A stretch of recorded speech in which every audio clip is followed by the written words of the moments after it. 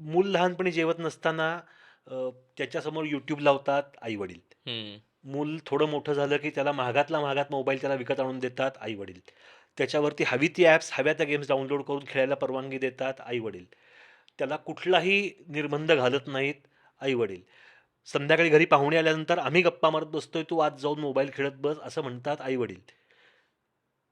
आणि मुलाच्या स्क्रीन टाईमच्या ॲडिक्शनची जबाबदारी कोणाची? तर टेक्नॉलॉजी कंपन्यांची. रिलेशनशिपची इंटेन्सिटी ही इतकी जास्त वाढली आहे, की तुम्ही 24 तास एकमेकांच्या कॉन्टॅक्टमध्ये राहू शकता, ही माझ्या दृष्टीने घातक गोष्ट आहे.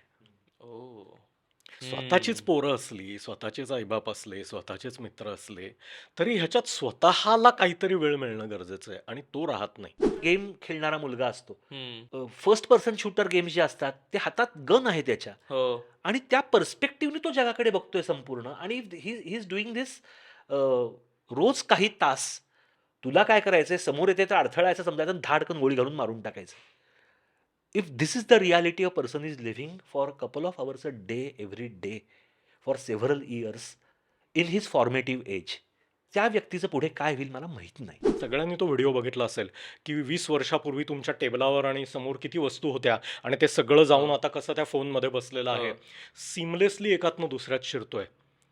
आपल्याला उमरे घालायची गरज आहे. वाह! एका खोलीतून हं. दुसऱ्या खोलीत जाताना हा उमरा घालायची गरज आहे आणि ती दारं छोटी करायची गरज आहे, म्हणजे थोडे वाकून जाऊ, थोडं भान येईल. हं. ओके. आणि हे कसं करता येईल? मी जे स्वतःसाठी वापरतो, की मी WhatsAppवर पेशंटच्या ह्याला उत्तर दिलं आणि मी पटकन स्वाईप केलं आणि YouTube उघडली. तर मी जे ॲप उघडतो आहे, त्याचं मी नाव म्हणतो. ओह! म्हणजे माझ्या लक्षात येतं, की मी एका खोलीतून दुसऱ्या खोलीत जातोय. प्रत्येकाने हे ठरवायला हवंय, की मी किती काळ वापरणार आहे हं. आणि खरंच इतकं प्रचंड कम्युनिकेशन गरजेचं आहे का माझ्या आयुष्यात? म्हणजे फक्त WhatsAppचं उदाहरण घेतलं तर मी 50 ग्रुप्समध्ये आहे. तिथे दिवसाला सगळे मिळून साधारण एक 1,500 मेसेजेस येतात. इतक्या मेसेजेसची गरज आहे का मला? इतकं काय चाललेलं असतं आयुष्यामध्ये? इतकं हो. काय रोज असं असतं, की जे बोलण्यासारखं आणि समजण्यासारखं आणि फॉरवर्ड्समधले गुड मॉर्निंग, गुड नाईटचे फुलं, पानं रोज बघायची जाऊन, काही गरज आहे का?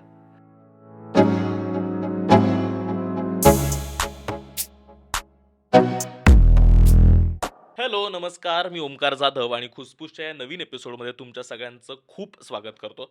पुढे जाण्याआधी एक फक्त आठवण करून द्यायची, ते म्हणजे आपण अमुक-तमुक क्लिप्स हे नवीन चॅनल सुरू केलंय, ज्यामध्ये आपण या सगळ्या एपिसोड्समधल्या छोट्या क्लिप्स काढून तिथे टाकणार आहोत. तर तुम्हाला जर पूर्ण एपिसोड बघायचे नसतील आणि छोट्या क्लिप्स बघायच्या आहेत, तर तुम्ही त्या चॅनलवर जाऊन बघू शकता. आणि आज मग खूप लोकांनी या विषयाची मागणी केली होती, की या विषयावर बोला, या विषयावर बोला. सगळ्यांच्या आयुष्यातला महत्त्वाचा भाग म्हणजे महत्त्वाचा भाग म्हणण्यापेक्षा हा हे आपलं आयुष्यच आहे. अशा गोष्टीबद्दल आज आपण चर्चा करणार आहोत. स्क्रीन ॲडिक्शनबद्दल जे सगळ्यांत म्हणजे सगळ्या वयोगटात पाहायला मिळतं. तर त्यासाठी गप्पा मारण्यासाठी आज आपल्यासोबत आहे डॉक्टर भूषण शुक्ल. भूषण शुक्ल सरांना तुम्ही ओळखता. ते बालमानसोपचार तज्ञ आहेत आणि याच्या आधी पण ते अमुक-तमुकवर येऊन गेलेले आहेत. तर वेलकम भूषण सर. आणि थँक यू. त्यासोबतच आपल्यासोबत आहेत प्रसाद शिरगावकर सर. ते कॉस्ट अकाउंटंट आहेत. ते काय प्रोफेशनने तंत्रज्ञ आहेत आणि या गेल्या डिजिटल क्षेत्रामध्ये ते गेली खूप वर्ष लिहितायत, क्रिएशनचं काम करतायत. साधंसोपं.com म्हणून त्यांची स्वतःचं YouTube चॅनल आहे आणि त्या पद्धतीनं ते आणखीन वेगवेगळ्या कॉन्टेंटही आणत असतात. तर वेलकम दोघांनाही. थँक आज खरं तर आपण ज्यावेळेस डिजिटल डिटॉक्स, स्क्रीन ॲडिक्शन या सगळ्याबद्दल बोलतो, त्यावेळेस सगळीच लोकं म्हणजे जे आता हयात आहे, जी लोकं आहेत, म्हणजे लहान मुलांपासून ते वयोवृद्ध लोकांपर्यंत सगळेच या सिस्टमचा भाग आहेत आणि आपण खूप जास्त त्याला निगेटिव्हली बघतो, की स्क्रीन ॲडिक्शन त्याच्यापासून बाहेर पडायचे वगैरे, वगैरे. तर तुम्ही दोघेही या स्क्रीन ॲडिक्शनकडे कसं बघता? आपण त्याच्यापासून सुरुवात करूयात आणि मग नंतर मग त्यातनं बाहेर कसं पडायचं, त्याच्यासोबत कसं जगायचं या सगळ्याकडे येऊ. पण तुम्ही दोघेही या स्क्रीन ॲडिक्शनकडे कसं बघता? ॲडिक्शनकडे कसं बघता हे यांनी सुरुवात करायच्या आधी हं, हं. थोडासा डेटा आपण फक्त बघूयात, की येस. नक्की काय डेटा आहे आणि हो. किती प्रमाणात आपण हे वापरतो आहोत हं, सध्या हं. ते. अ, मुलांचा शाळेतल्या मुलांचा एक 3 वर्षापूर्वी म्हणजे ॲक्चुअली कोव्हिडच्या जस्ट आधी हं, हं. एक रिस्पॉन्सिबल नेटिझन नावाच्या संस्थेने नागपूर आणि पुणे ह्याच्यातल्या शहरी आणि ग्रामीण भागातल्या शाळेतल्या मुलांचं सर्व्हे केला होता. हं. तर तेव्हा 93% मुलांकडे मोबाईल होता. बरं. त्यांना किंवा मोबाईलला ॲक्सेस होता. म्हणजे आयदर हं. स्वतःचा आहे किंवा घरातल्या कोणाचा तरी वापरतात. 89% मुलं त्यातली जी आहेत त्यांचं असं म्हणणं होतं, की आम्ही ॲडिक्ट आहोत मोबाईलला. म्हणजे आम्ही दिवसातले 2 ते 4 तास हा मोबाईल वापरतो आणि सोशल मीडिया ही त्यातली जवळपास अशीच 88-89% मुलं सोशल मीडिया अत्यंत ॲक्टिव्हली तेव्हा वापरायची आणि हा प्री कोव्हिड डेटा आहे. हा एक मुलांचा साधारण सॅम्पल डेटा 2 शहरांमधला, शहरी हं, ग्रामीण हं, भागातला. हं. दुसरा एक डेटा आत्ता आय थिंक 2022 डिसेंबरला एक सर्व्हे आय थिंक मनी कंट्रोलनी बहुतेक केला होता. ओके. भारतातले ॲडल्ट्स हे दिवसातले 7 तास स्क्रीन टाईम त्यांचा 7 असतो. तास. 7 तास हा इतका प्रचंड स्क्रीन टाईम आहे. अ, बापरे! बहुसंख्य लोकं जे मोबाईल वापरतात, जे अ, सकाळी डोळे उघडल्यानंतर 5व्या मिनिटाला मोबाईल 5 मिनिट पण खूप जास्त झाली. म्हणजे डोळे किलकिले झाल्यानंतर काय नोटिफिकेशन्स आलेली आहेत हे बघणं नाही, मी हसतोय WhatsAppवरती. कारण मी तो व्यक्ती आहे. प्रभाते हो. करदर्शनम माना. प्रभाते करदर्शनम. म्हणजे व्यसनांशी तुलना करायची तर अर्थात भूषण जास्त त्याच्यावरती सविस्तर सांगेल. हो. पण ज्याप्रमाणे सिगारेटचं व्यसन असलेला माणूस हा उठल्या-उठल्या त्याचा हात पाकिटाकडे जातो सिगारेटच्या. हं. तसा उठल्या-उठल्या हात मोबाईलकडे जाणारी जवळपास सर्व पिढी आजची आहे. अ, आणि त्याच्यानंतर किती वेळा दिवसात आपण अनलॉक करून काय नोटिफिकेशन आली आहेत बघतो.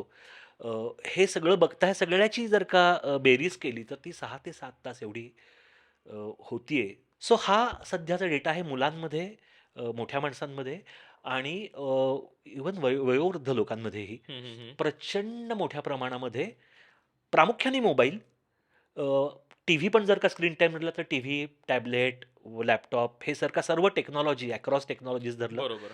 अर्थात या 7 तासात कदाचित ओ-टी-टी कंटेंट असेल, अ, मालिका जे बघतात, लोकं बिंज वॉचिंग करतात, हं. ते असेल. त्याला व्यसन म्हणावं का? हं, की त्याला काय म्हणावं? हं. हे भूषण सांगू शकेल आपल्याला.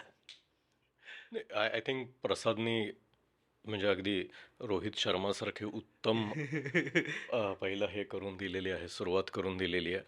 अ, जे आकडे प्रसादनी सांगितले की जे सगळे 85% पलीकडे जाणारे आकडे आहेत, तिथे ह्या ॲडिक्शन गोष्टीला आय थिंक आपल्याला चॅलेंज करणं गरजेचं आहे. की mobile addiction, screen addiction, internet addiction हे शब्द आपण सतत वापरतो. म्हणजे ॲडिक्शन म्हणजे व्यसन. हं. की एखाद्याला दारूचं व्यसन असतं, हेरॉईनचं व्यसन असतं. हिरॉईन नाही हं, हेरॉईन. ते जे ते शिरेतनं घेतात ते. जुगाराचं व्यसन असतं. लहानपणी पेपरमध्ये वाचायचो की लोकांना मटक्याचं व्यसन असतं किंवा हं. काय हॉर्स रेसिंगचं व्यसन असतं वाली जी लोकं आहेत की ज्याच्यात घरदाराचं वाटोळं होतं. बरोबर. त्या कॅटेगरीमध्ये व्यसन जातं. तर कन्व्हेन्शनली जर आपण बघितलं तर समाजातले 5% पेक्षा कमी लोक त्या गोष्टीचा अनुभव घेतात. हं. ही जी व्यसनं आहेत ज्याची मी बरोबर. लिस्ट सांगितली ती 95% लोकांनी हे फक्त पेपरात वाचलेलं किंवा ऐकीव माहिती असलेलं असतं. हं. अल्कोहोलच्या बाबतीत कदाचित हे प्रमाण 95 नसेल, 70वर असेल, तरी 100% लोक ॲक्च्युली दारू पित नाहीत. हं. आय एम शुअर 50-60% लोकांनी आयुष्यात कधी दारूचा एक थेंब कधीही घेतलेला नाहीये. हो. आणि स्क्रीनच्या बाबतीत जर आपण बघितलं तर आपण 85-90-100% हे आकडे ऐकतो आहोत. तर मला असं वाटतं की ह्याला व्यसन म्हणून न बघता आपल्याला वेगळं पॅरलल आपल्या ह्युमन लाईफमधलं आयुष्यातलं शोधायला पाहिजे. आणि मला हं. असं वाटतं की आपला आहार हा पॅरलल कदाचित जास्त योग्य होईल. की वॉव! प्रत्येकजण ही गोष्ट करतो, हं. ती गरजेची आहे. ते त्याच्याशिवाय आपण नाही जगू शकत. आता जर कोणी मला म्हटलं की पूर्णपणे तुम्ही स्क्रीन सोडून द्या, हो. शक्य नाहीये माझं शक्यच आयुष्य. नाहीये. डॉक्टर म्हणून सुद्धा शक्य नाहीये.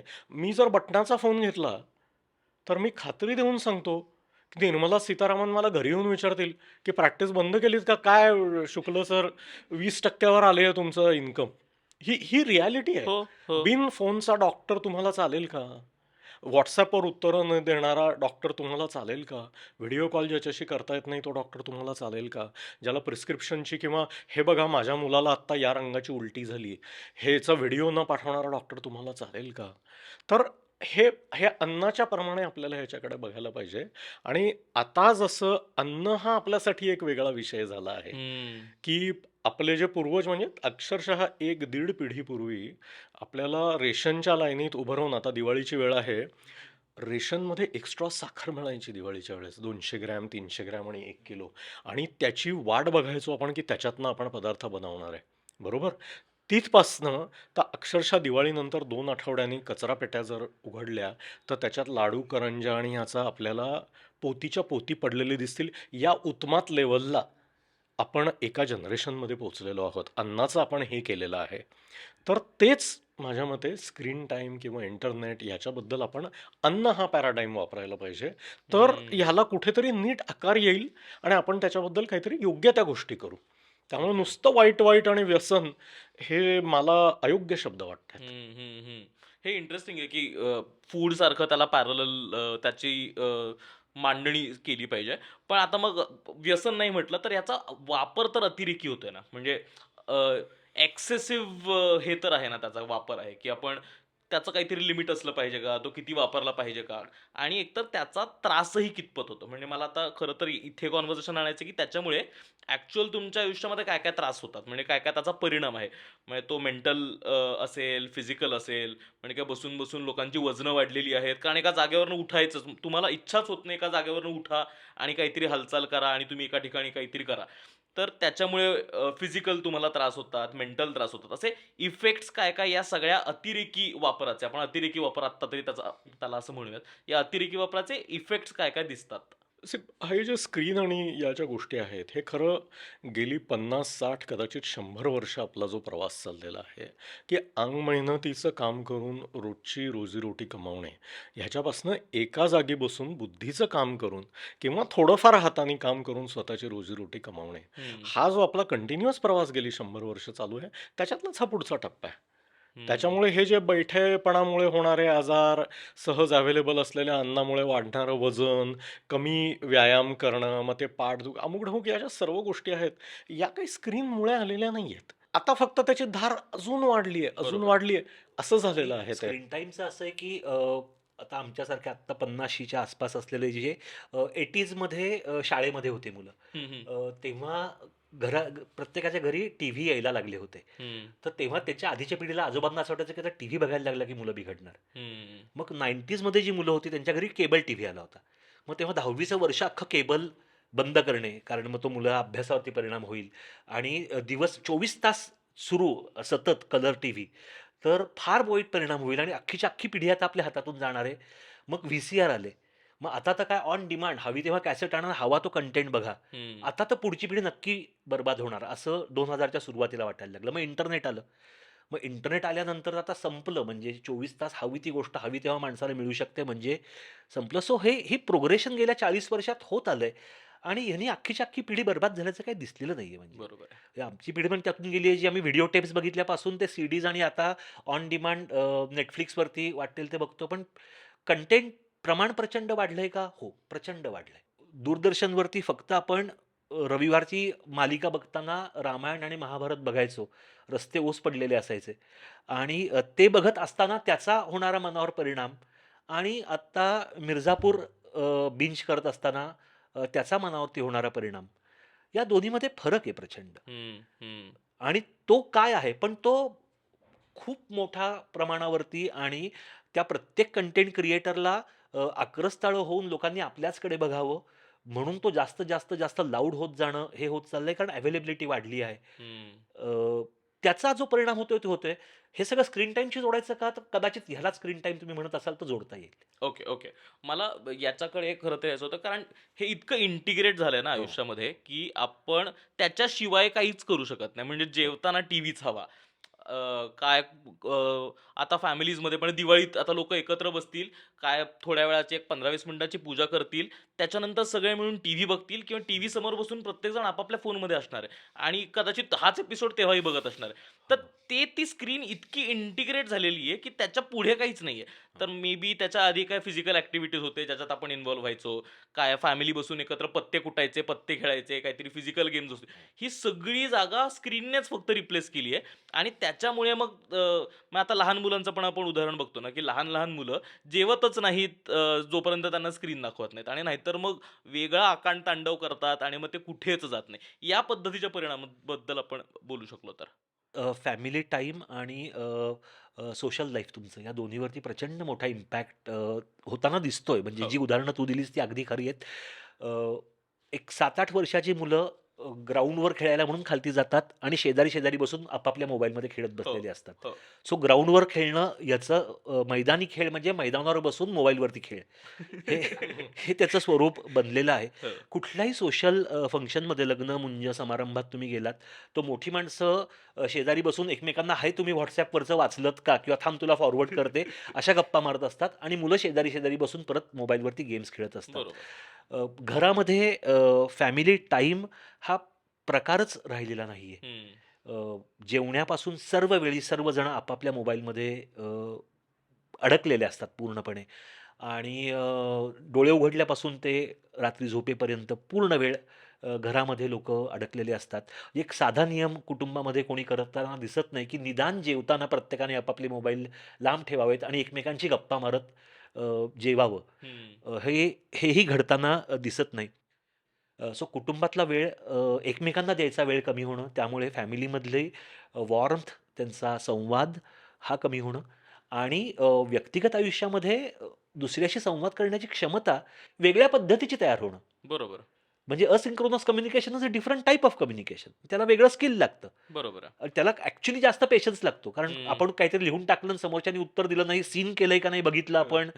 त्याला ब्लूटिक आली नाही ब्लूटिक आली. हां, सीन झोन नावाचा एक नवीन प्रकार आहे असं मला परवाच कळलं. सीन झोन. सीन झोन. हां, म्हणजे त्यांनी अच्छा, बघितलं ब्रोझोन सारखं का? हां, ओ वाव. सीन झोन म्हणजे त्यांनी बघितलं 2 ब्लूटिक दिसतात पण उत्तर नाही दिलेलं. ओ सीन सीनवर सोडला. सीनवर सोडून दिलं. असं. तर असं नवीन हे झालंय. आता हे घडतंय याचे काय परिणाम होतायत ते आपल्याला कळेल. पण काय वाटतं तुला अजून त्याच्यात? नाही, आय थिंक प्रसाद आणि मी अनेक वर्षांपासून खूप चांगले मित्र आहोत. आमच्या दोघांच्या अनेक बाबतीत कमालीची टोकाची विरुद्ध मत आहेत आणि तरीही आमची मैत्री टिकून आहे. त्याच्यामुळे आता त्या मैत्रीसाठी मला पूर्णपणे एक विरोधाभास इथे दाखवणं गरजेचं आहे. प्रसादनी आत्ता असं चित्र रंगवलं की पूर्वीचं जग फार छान होतं. फॅमिली सगळ्या एकत्र बसून भोंडला खेळत होत्या, गप्पा मारत होत्या आणि पत्ते कुटत होते वगैरे. असलं काही होत नव्हतं. ओके, आईबापांसमोर तोंड उघडायला परवानगी नव्हती. माझ्या पिढीतली अनेक लोक जेवताना वर बघायचं नाही, जेवताना बोलायचं नाही, या प्रकारे वाढलेली आहेत. त्याच्यामुळे माझं मूल तिकडं बघत समोर स्क्रीनकडे बघत गपचूप जेवत आहे आणि मी मान खाली घालून गपचूप जेवत होतो. की असं सगळं कुटुंब गोल बसलेलं आहे, गप्पा मारता आहेत, असल्या काही गोष्टी झालेल्या नाहीयेत. आता जे आजी आजोबा आमच्या वेळेस नावाच्या गोष्टीला अगदी चंदन आणि केशर लावता आहेत, ह्यांच्यातले बरेचसे लोक हे गेल्या 5 वर्षात रिटायर झाल्यावर एकमेकांशी नवरा बायको जितके बोललेत ना, तितके आधीच्या 35 वर्षात बोललेले नाहीयेत. ओके, त्याच्यामुळे उगाच भूतकाळातले सुवर्ण लंका वगैरे, no, I don't agree with this at all. हे नाहीये खरं. माझ्या वडिलांशी मी निवांत कधी बोललो, जेव्हा त्यांच्या हातात फोन आला, माझ्या हातात फोन आला, तेव्हा मी हे तुम्हाला फॉरवर्ड केलंय, तुम्ही बघितलं का? आणि त्या निमित्ताने त्या विषयावर चर्चा चालू झालेली आहे. Right. लहानपणी जेव्हा माझं इंग्रजी सुधारावं म्हणून वडिलांनी फ्री प्रेस जर्नल घरात लावला किंवा गोपीनाथ तळवलकरांचे अग्रलेख वाचावे म्हणून महाराष्ट्र टाइम्स लावला, त्यांनी मला सांगितलं नव्हतं या कारणासाठी लावलाय. त्याच्यामुळे मी ते अग्रलेख वाचायचो नाही. एका घरात राहत असून कुठलाही टीव्ही, मोबाईल, इंटरनेट काही नसून हे वडिलांनी कधी मला सांगितलं नाही आणि त्यांच्या डोक्यात हे मला 25 वर्ष कळलेलं नव्हतं. बरोबर. आणि ही फक्त माझ्या घरातली परिस्थिती नाहीये. ज्या घरात आईवडील खूप बोलत होते तिथे पोरं कान बंद करायला शिकलेली होती. त्याच्यामुळे आमच्या लहानपणी काही सुवर्ण लंका नव्हत्या आणि काही कुठं सोन्याचा धूर निघत नव्हता आणि काही सोन्याच्या विटा नव्हत्या. कुठले जात होते ते पत्ते नाही, चला आम्ही कुठले जात होतो. वा वा. हां, त्याच्यामुळे मला नाही वाटत हे बरोबर आहे. मित्रमंडळी आम्ही भेटायचो, गप्पा मारायचो, बोंबलत फिरायचो, आईवडिलांना माहिती नसायचं कुठे गेलेलं आहे. हे सगळं खरं आहे. एकमेकांशी प्रत्यक्ष बोलण्यामध्ये जास्त मजा करत होतो, हेही तितकंच खरं आहे. मला एक त्याच्यात महत्त्वाचा मुद्दा असा वाटतो चाइल्ड सायकॅट्रिस्ट म्हणून, की प्रत्येक रिलेशनशिपला थोडा एकांत लागतो. की ती इंटेन्सिटी डेव्हलप होण्यासाठी त्या 2 किंवा 4 व्यक्तींना एकांत लागतो आणि एकमेकांपासून वेगळा वेळ पण लागतो. कारण थोडा विरह पण गरजेचा असतो. त्याच्यात ती व्यक्तीची आठवण येते आपल्याला आणि आपल्याला स्वतःचं व्यक्तिमत्व किंवा दुसरं आयुष्य काहीतरी जगायचा चान्स मिळतो. बरोबर. ही जी गडबड झाली आहे त्याला माझा आक्षेप आहे, की रिलेशनशिपची इंटेन्सिटी ही इतकी जास्त वाढली आहे की तुम्ही 24 तास एकमेकांच्या कॉन्टॅक्टमध्ये राहू शकता. ही माझ्या दृष्टीने घातक गोष्ट आहे. ओ स्वतःचीच हम्म. पोरं असली, स्वतःचेच आईबाप असले, स्वतःचेच मित्र असले, तरी ह्याच्यात स्वतःला काहीतरी वेळ मिळणं गरजेचं आहे आणि तो राहत नाही. हा जसा सीन झोन म्हणतो आहे, हो. त्याच्यावर दुःख व्यक्त होतं ना, त्याच्यावर मैत्र्या तुटतात. हम्म.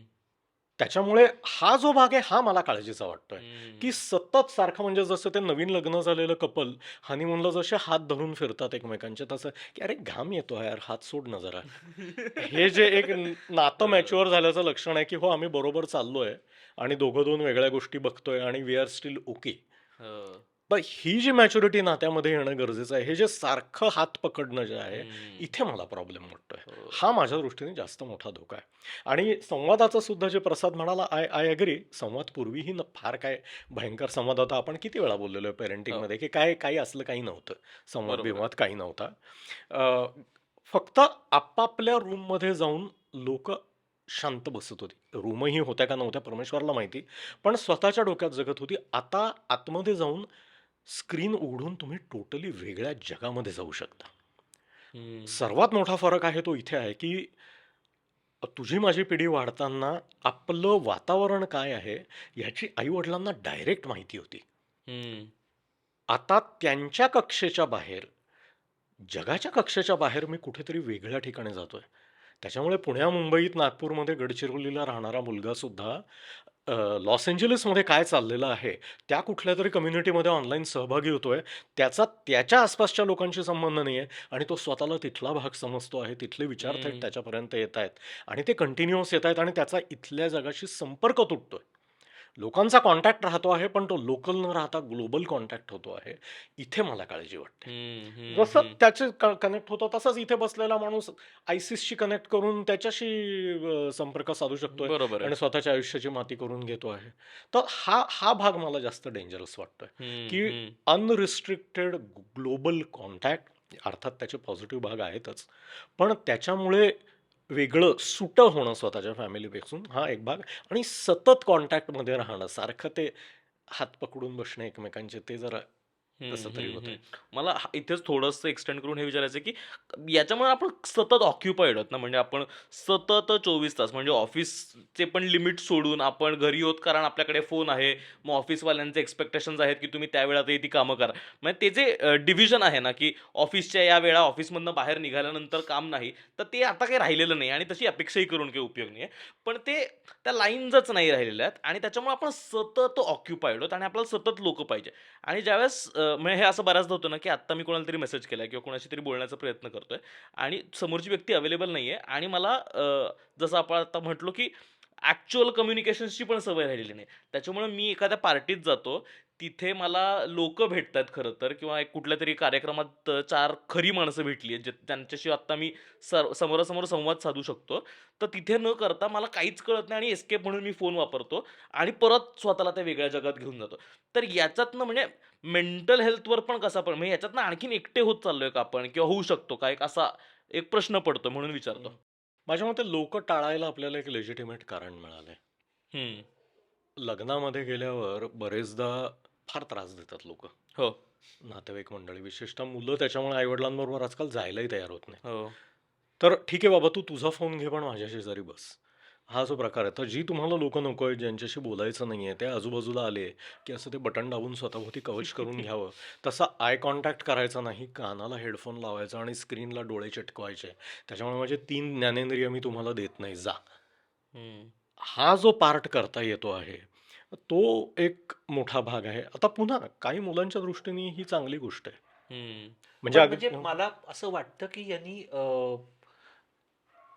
कोअर जगण्यासाठीची आवश्यक ही सोशल स्किल्स शिकतायत का मुलं असा मला प्रश्न पडतो आणि ते हं. शिकवण्यासाठी आपण काय करू शकू हाही प्रश्न पडतो म्हणजे अ, आता त्यांचं कदाचित 10 वर्षानंतरचं जग संपूर्ण जगच असं असेल की जे व्हर्च्युअल रियालिटीमध्येच जगत असतील बरोबर आहे. जे समोर बसलेला माणूस दिसतच नसेल त्यांच्या जागी त्यांना ते काय पकडतात ते जाऊन रस्त्यात ते मोबाईल गेम पोकेमॉन. पोकेमॉन पकडतात. पोकेमॉनच दिसत असेल त्यांना तिथे हो. कदाचित असेल पण कदाचित नसेल तसं जग हं. आणि खरंच समोरासमोर माणसं आली आणि समोरासमोर माणसांशी बोलूनच जगावं लागत असेल तर ते जगण्याचं कौशल्य त्यांच्याजवळ असेल का? बेसिक सोशल स्किल्स डेव्हलप होत नाहीयेत का? आणि ती होणं गरजेचं आहे का? असा एक प्रश्न मला पडतो. म्हणजे आणि सतत ते समजा गेम खेळणारा मुलगा असतो. हं. फर्स्ट पर्सन शूटर गेम्स जे असतात, ते हातात गन आहे त्याच्या हो. आणि त्या पर्स्पेक्टिव्हने तो जगाकडे बघतोय संपूर्ण आणि ही इज डूइंग धिस रोज काही तास. असं सतत त्याच्या डोक्यात हे व्हर्चुअल जगात तो जगत असेल, की असं व्हर्चुअल जग आहे, की त्याच्यात समोर येईल त्याला धाड, धाड, धाड, धाड गोळ्या घालून मारून टाकायचं आहे मला. आणि आजूबाजूच्या खऱ्या जगाशी त्याचा काहीही संपर्क नाहीये. आणि जेव्हा खऱ्या जगाशी संपर्क जास्त वेळेची गरज असते, तेव्हा ती व्यक्ती कशी रिस्पॉन्ड करेल? जेव्हा अ, मैत्री करायचीच नाही कोणाशी तुला, हं. जोडलं जायचंच नाही कोणाशी, समजून घ्यायचंच नाही कोणाला. तुला काय करायचंय? समोर येते तर अडथळायचं समजायचं आणि धाडकन गोळी घालून मारून टाकायचं. If this is the reality a person is living for couple of hours a day, every day, for several years in his formative age, त्या व्यक्तीचं पुढे काय होईल मला माहीत नाही. हं. नाही, आय थिंक प्रसादने जो सर्वात महत्त्वाचा मुद्दा सांगितला त्यातला फॉर्मेटिव्ह एज हा जो पार्ट आहे, हं. हा मला खूप हो. महत्त्वाचा वाटतो. कारण इंटरनेटनी एक खूप महत्त्वाची क्रांती घडवून आणली आहे. ती म्हणजे इंट्रोव्हर्ट लोकांना, अंतर्मुख लोकांना जगात काहीतरी चान्स दिलाय. बरोबर. इंटरनेट येईपर्यंत फक्त बोलबच्चन लोकांची चलती होती. जो 10 लोकांशी कनेक्ट होऊ शकतो हं. आहे, जो भाषणं ठोकू शकतो आहे, जो जाऊन डील करू शकतो आहे, फक्त त्या माणसाची चलती होती. इंटरनेटमुळे पहिल्यांदा असं झालंय, की मला फक्त बटाटे वडे तळता येतात आणि मी त्याच्या व्हिडिओवर ॲक्चुअली पैसे कमवू शकतो. हो. हा जो एक मोठा दरवाजा इंटरनेटनी खूप मोठ्या समाजाला उघडलेला आहे, समाजाच्या खूप मोठ्या भागाला उघडलेला आहे, हा फार महत्त्वाचा आहे. हं. म्हणजे माझ्या शाळेत अशी कित्येक मुलं होती, की जी खूप छान डान्स स्टेप्स करू शकायची. त्यांना काही किंमत नव्हती ना, मास्तरचा मार खायची रोज, की हे यांनी काय पोट भरणार आहे का वाले? तर ॲक्चुअली पोट भरायची काहीतरी सोय निर्माण झालेली हो. आहे. त्यांना जगाशी कनेक्ट करायची सोय निर्माण झाली आहे आणि अंतर्मुख लोकं एखादा विषय पकडून किती खोलवर जाऊ शकतात. ह्याचं सर्वात मोठं उदाहरण म्हणजे एलॉन मस्क आहे की आपल्यासमोर. हो. क्लिनिकली ऑटिझम डायग्नोज झालेला माणूस आहे हा, जो आज जगातला सर्वात श्रीमंत माणूस आहे. आणि असे अनेक लोकं आहेत, असे अनेक कोट्यावधी इंट्रोव्हर्ट्स आहेत, की ज्यांना हा चान्स मिळालेला आहे. प्रसाद आणि माझ्यासारखी जी माणसं आहेत, आम्ही बोलतो, आम्ही गप्पा मारतो, आम्हाला लोकांशी कनेक्ट करायला आवडतो. तू 10 लोकांमध्ये मला सोड आणि 2 तासांनी बघायला मी निदान 2 तरी त्यातले चांगले मित्र करून सोडलेले असतील आणि बाकीच्यांबद्दल भरपूर माहिती गोळा केलेली असेल, सगळ्या गोष्टी झालेल्या हं, असतील. हं. पण इतरांचं काय? ज्यांना हे आवडत नाही त्यांचं काय? मग त्यांनी काय गुहेत बसून स्वामी व्हायचं का? तर हा इंटरनेटनी एक खूप मोठा भाग घडवून आणलाय. पण coming back to the point of formative formative age. Age, तर ह्याच्यामध्ये एक खूप महत्त्वाचा भाग आहे, की तुम्ही जवळ-जवळ 3-4 महिने या वयाचे जेव्हा होता, तेव्हाच तुम्हाला सर्व human emotions, at primary emotions ज्या आहेत सगळ्या, प्राथमिक म्हणजे आनंद आहे, दुःख आहे, राग आहे, ज्याच्यावर तू सगळे एवढे हो. एपिसोड केलेले आहेत. हे सगळ्या इमोशन्स तुम्हाला जाणवायला लागलेले असतात, भावना जाणवायला लागलेल्या असतात. त्याचा कंट्रोल आलेला नसतो. आपला ब्रेनचे जे 3 लेयर्स म्हणतात, हं. त्याच्यातला हा जो इमोशनल ब्रेन आहे, जो मॅमेलियन ब्रेन आहे आणि हा इथल्या कपाळाच्या मागे बसणारा प्रीफ्रंटल लोब आहे. या दोघांचा कायमचा द्वंद्व आहे, की भावनिक मेंदूवर हा जो प्रीफ्रंटल लोब आहे, हा हळू कंट्रोल्स एक्झर्ट करतो. आणि हा प्रीफ्रंटल लोब पूर्ण डेव्हलप व्हायला डिपेंडिंग ऑन की तुम्ही कुठला रिसर्च वाचता आहात, वय वर्ष 25 कमीत कमी आणि बऱ्याच लोकांना वय वर्ष 40 उजाडतं. त्याच्यामुळे आपल्यापैकी बऱ्याच लोकांना गद्धे 25शी उलटून गेल्यावर थोडा जगाचा अंदाज येतो किंवा स्वतःवर कंट्रोल आल्यासारखा ओह! वाटतो. सर्वात धोक्याचा भाग ह्याच्यात असा आहे, की ज्या लोकांना त्या वयामध्ये म्हणजे वय वर्ष 15, 16, 17 पर्यंत तो मेंदू कमालीचा बिझी ठेवणारी व्यसनं जी असतात, उदाहरणार्थ गांजा ओढणं हे जे व्यसन आहे, त्याच्यात त्यांचा ॲक्चुअली प्रीफ्रंटल लोबची डेव्हलपमेंट कमी होते. असा रिसर्च पुरेसा अवेलेबल ओह! आहे. त्याच्यामुळे ॲक्चुअली मेंदूच्या स्ट्रक्चरमध्ये बदल घडवून आणला जातो. म्हणून मी डायटवाला भाग म्हणत होतो, हं, की हं. लहान मुलांनी काय खायचं, वाढत्या वयाच्या मुलांनी काय खायचं, वयात आलेल्या मुलांनी काय खायचं, ज्यांचं शरीर आता पुढचे 35 वर्ष स्टेबल राहणार आहे त्यांनी काय खायचं आणि ज्यांचं वय उतरणीला लागलेलं आहे त्यांनी काय खायचं. मग प्रत्येकाची प्रकृती कशी आहे त्याप्रमाणे त्यांनी काय खायचं. हा जो सगळा भाग आहे त्याच्यासाठी मी कायम डाएट आणि अन्नाबद्दल बोलतोय. कारण हे आपण ध्यानात घेतलं पाहिजे. हं, हं, आपण 15 वर्षाच्या पोराला ज्याचं वाढीचं वय आहे, त्याला जर आपण अडल्ट कंटेंट आणि हे जर सारखं देत असू, तर आपण काहीतरी चूक करतोय. हं. हे भान सुटणं, हा प्रॉब्लेम आहे, की मी जसं म्हटलं इंट्रोव्हर्ट आणि एक्स्ट्रोव्हर्ट ह्याच्यातली रेषा जशी मिटली गेलेली आहे, तशी 3 वर्षाचा माणूस आणि 90 वर्षाचा माणूस ह्याच्यातली पण रेषा हो. गेली आहे रे. हा प्रॉब्लेम आहे. हं, हं. आता आपण फॉर्मेटिव्ह एजमध्ये पण बद्दल बोलत होतो ना, तसं एक खूप मोठी गफलत होते ती म्हणजे सीनियर वयानं असलेल्या लोकांची. म्हणजे त्यांच्याकडे तर आयतं हे डिव्हाइस आलंय. आपण आत्ता मगाशी तेच बोलत होतो, की त्यांच्याकडे ज्या पद्धतीने इन्फॉर्मेशन येते, ते त्याच्यावर विश्वास ठेवतात. तर त्यांचं म्हणजे ते अडकलेच आहेत तिकडे. ते ते जे काही इन्फॉर्मेशन येतीये ती घेतायत आणि ते तर वयानुसार पण ज्या पद्धतीनं कन्झम्पशन आहे स्क्रीनचं, तर त्याच्याबद्दलचे काही ऑब्झर्वेशन्स आहेत का सर तुमच्या? सीनियर सिटिझनच्या बाबतीमध्ये 2-3 एक तर खूप चांगली गोष्ट अशी आहे, की त्यांना हातात काहीतरी असं डिव्हाइस आलं ज्याच्यामुळे त्यांना अत्यंत लेटेस्ट माहिती एका क्षणात मिळते. अ, फक्त कुठेतरी जाऊन फक्त काहीतरी प्रवचन ऐकणं एवढंच ते दुपारी काम करायचे वाती वळत. बरोबर आहे. ते करायच्या ऐवजी त्यांना आता भरपूर एंगेजमेंटचे ऑप्शन्स त्यांच्याकडे आहेत. एंटरटेनमेंट आहे, एंगेजमेंट आहे. अनेक सीनियर सिटिझन्सना तर जेव्हा पहिल्यांदा इंटरनेट बँकिंग किंवा यू-पी-आयनी पेमेंट करतात, त्यांना इतका हं. आनंद होतो, की हो, "अरे, मी आज हे करू शकलो. हो. मी भाजीवाल्याकडे गेलो, स्कॅन केलं आणि पेमेंट करू शकलो" वगैरे. इतकं ते खुश होतात, की इंडिपेंडंट झालो किंवा परदेशात नातू-मुलं असतात, त्यांना व्हिडिओ कॉल करू शकतो आता मी हो. आणि they are very happy that way. ती टेक्नॉलॉजीने त्यांना आणि वयाच्या 60व्या 70व्या वर्षी नवीन काहीतरी तंत्रज्ञान दिलं आणि ते सहज वापरता यायला लागलं. हं, ही ती तंत्रज्ञानाची कमाल आहे खरं तर, हं. की कुठल्याही माणसाला काहीही फॉर्मल शिक्षण न देता अ, फक्त हे बटन दाबा आणि सुरू झालं तुम्हाला. WhatsAppचा जो काही ज्या पद्धतीने WhatsApp पसरलंय सगळीकडे, there is no formal training of WhatsApp एनीव्हेअर.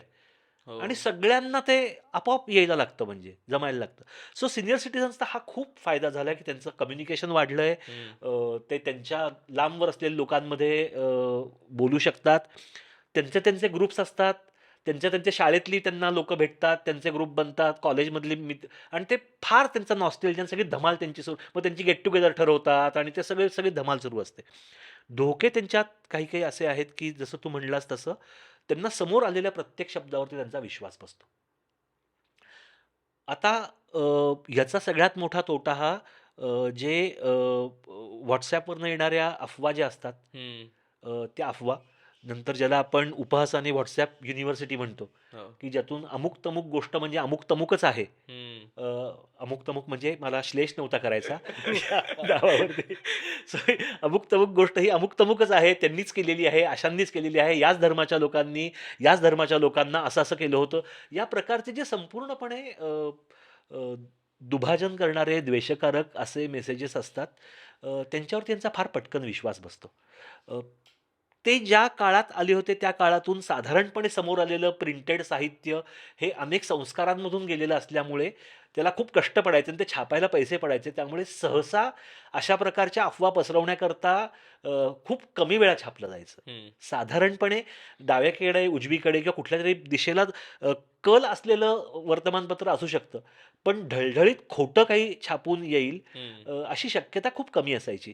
जी WhatsAppवरती खूप जास्त आहे. हं, आणि त्यांना हे कळतच नाही, की कोणी खोटं का पाठवेल आपल्याला? म्हणजे जे समोर आलंय म्हणजे ते खरंच असलं पाहिजे. आणि मग हं. ते लगेच फॉरवर्ड करणं. बरोबर. कुठल्याही गोष्ट व्हेरिफाय न करता फॉरवर्ड करणं. ती व्हेरिफाय करायला एक 10 सेकंद Googleवरती जाऊन फक्त खरी आहे का खोटी आहे बातमी बघता येऊ शकतं. पण ते तेवढं करणं त्यांना नाही मिळते पटत. कारण हे असेलच खरं आलंय समोर म्हणजे. हं, सो तो एक मला मोठा प्रश्न वाटतो, की अफवांवरती, खोट्या बातम्यांवरती आणि द्वेषकारक, द्वेषजनक संदेशांवरती पटकन विश्वास बसणं आणि ते खूप मोठ्या गतीनं पुढे फॉरवर्ड करत राहणं. अ, असा हा एक त्यांचा धोका होता. दुसरा अ, वयोवृद्ध माणसं हा एक अत्यंत व्हल्नरेबल गट आहे फॉर ऑनलाईन फ्रॉड्स. हो. म्हणजे त्यांना फसवणं हे खूप सोपं आहे कारण त्यांना टेक्नॉलॉजी कळत नाही. म्हणजे फोन करून, "अहो तुमच्या अकाउंटला ₹5,000 पाठवायचे तेवढा एक ओ-टी-पी आलाय तेवढा द्या." आणि त्यांना काय मग कोणतरी विचारलं, "ओ-टी-पी तो कशाला उगीच मागेल?" मग मी दिला. आणि अशा पद्धतीने हजारो लोकांना अक्षरशः रोज लुबाडलं जातं. आणि खूप नवीन नवीन आयडियाज हो, काढत हो. राहतात ती लुबाडणारी लोक. सो हे 2 मोठे फ्रॉड्स आहेत, म्हणजे एक तर रूमर्स किंवा द्वेष पसरवणारे मेसेजेसवरती पटकन विश्वास ठेवणं, ते पुढे पाठवणं आणि फ्रॉड्सना खूप व्हल्नरेबल असणं ऑनलाईन. सो हे त्यांच्यासाठीचे मोठे धोके वाटतात मला. ओके. सर तुम्हाला काही याच्यात ऍड करायचं आहे? प्रसाद जे म्हणतोय ना, हे सगळे मुद्दे actually across the age valid आहेत. विश्वास ठेवणे आणि त्याच्यावर आपण बघतो आहोत की दंगली भडकता आहेत, तरुण मुलं इकडे तिकडे जात आहेत, इतके उद्योग करतायत, लहान मुलं मोठ्यांसारखेच वल्नरेबल आहेत. आणि माझ्या मते इथे याचंही तारतम्य ठेवण्याची गरज आहे की आपण सतत मुलांकडे, लहान मुलांकडे बोटं दाखवतो. पण ज्या लोकांच्या वयाच्या 30-40 पर्यंत भारतामध्ये टीव्ही सुद्धा आलेला नव्हता, अशी लोक किती वेगाने ॲडिक्ट झालेली आहेत. हे जेव्हा आपण बघतो 70 आणि 80 मधली लोक, तेव्हा खरंच छोट्या मुलांकडे बोट दाखवणं योग्य आहे का? हा आपण स्वतःला प्रश्न विचारणं गरजेचं आहे की ते तर लहान आहेत, ह्यांनी आयुष्य बघितलेलं आहे, 70 पावसाळे बघितलेले आहेत. हां, जेव्हा छापून पेपर येत होता आणि अख्ख्या वाड्यात मिळून एक पेपर येत होता, त्या काळातली लोक आहेत आणि हे व्हॉट्सॲपला बळी पडतायत. ते छोट्या मुलांची काय कथा आहे? मला एक वेगळी जी क्लिनिकमध्ये मला नेहमी दिसणारी गोष्ट आहे आणि जी खूप वेदनादायक आहे, ते म्हणजे दर महिन्यात मी निदान 1 किंवा 2 4-5 वर्षाची मुलं माझ्याकडे आणली जातात, ज्यांनी आयदर वडिलांच्या, आईच्या किंवा आजी-आजोबांच्या कोणाच्या तरी फोनवर पॉर्नोग्राफी बघितलेली असते. अरे बापरे. कारण लहान मुलांच्या हातात बिनधास्त फोन दिले जातात. कुठल्या फाईल्स कशाप्रकारे लपवायच्या याची ॲडल्ट्सना सुद्धा फार समज नसते, सिनियर सिटिझनना तर असायचं कारणच नाही. आणि पोरं इंट्युटिव्हली हातामध्ये फोन घेतला की इमेजेस आणि व्हिडिओ शोधतात हो. आणि त्याच्यात हे कुठल्या तरी ग्रुपवर आलेल्या गोष्टी असतात आणि लहान मुलं ते बघतात. आणि हे 3-4 वर्षाच्या मुलांनी बघणं हे मानसिकदृष्ट्या त्याच्यासाठी फार त्रासदायक असतं. कारण त्याला ती हिंसा वाटते. त्याला सेक्स समजत नाही, त्याला ती हिंसा वाटते.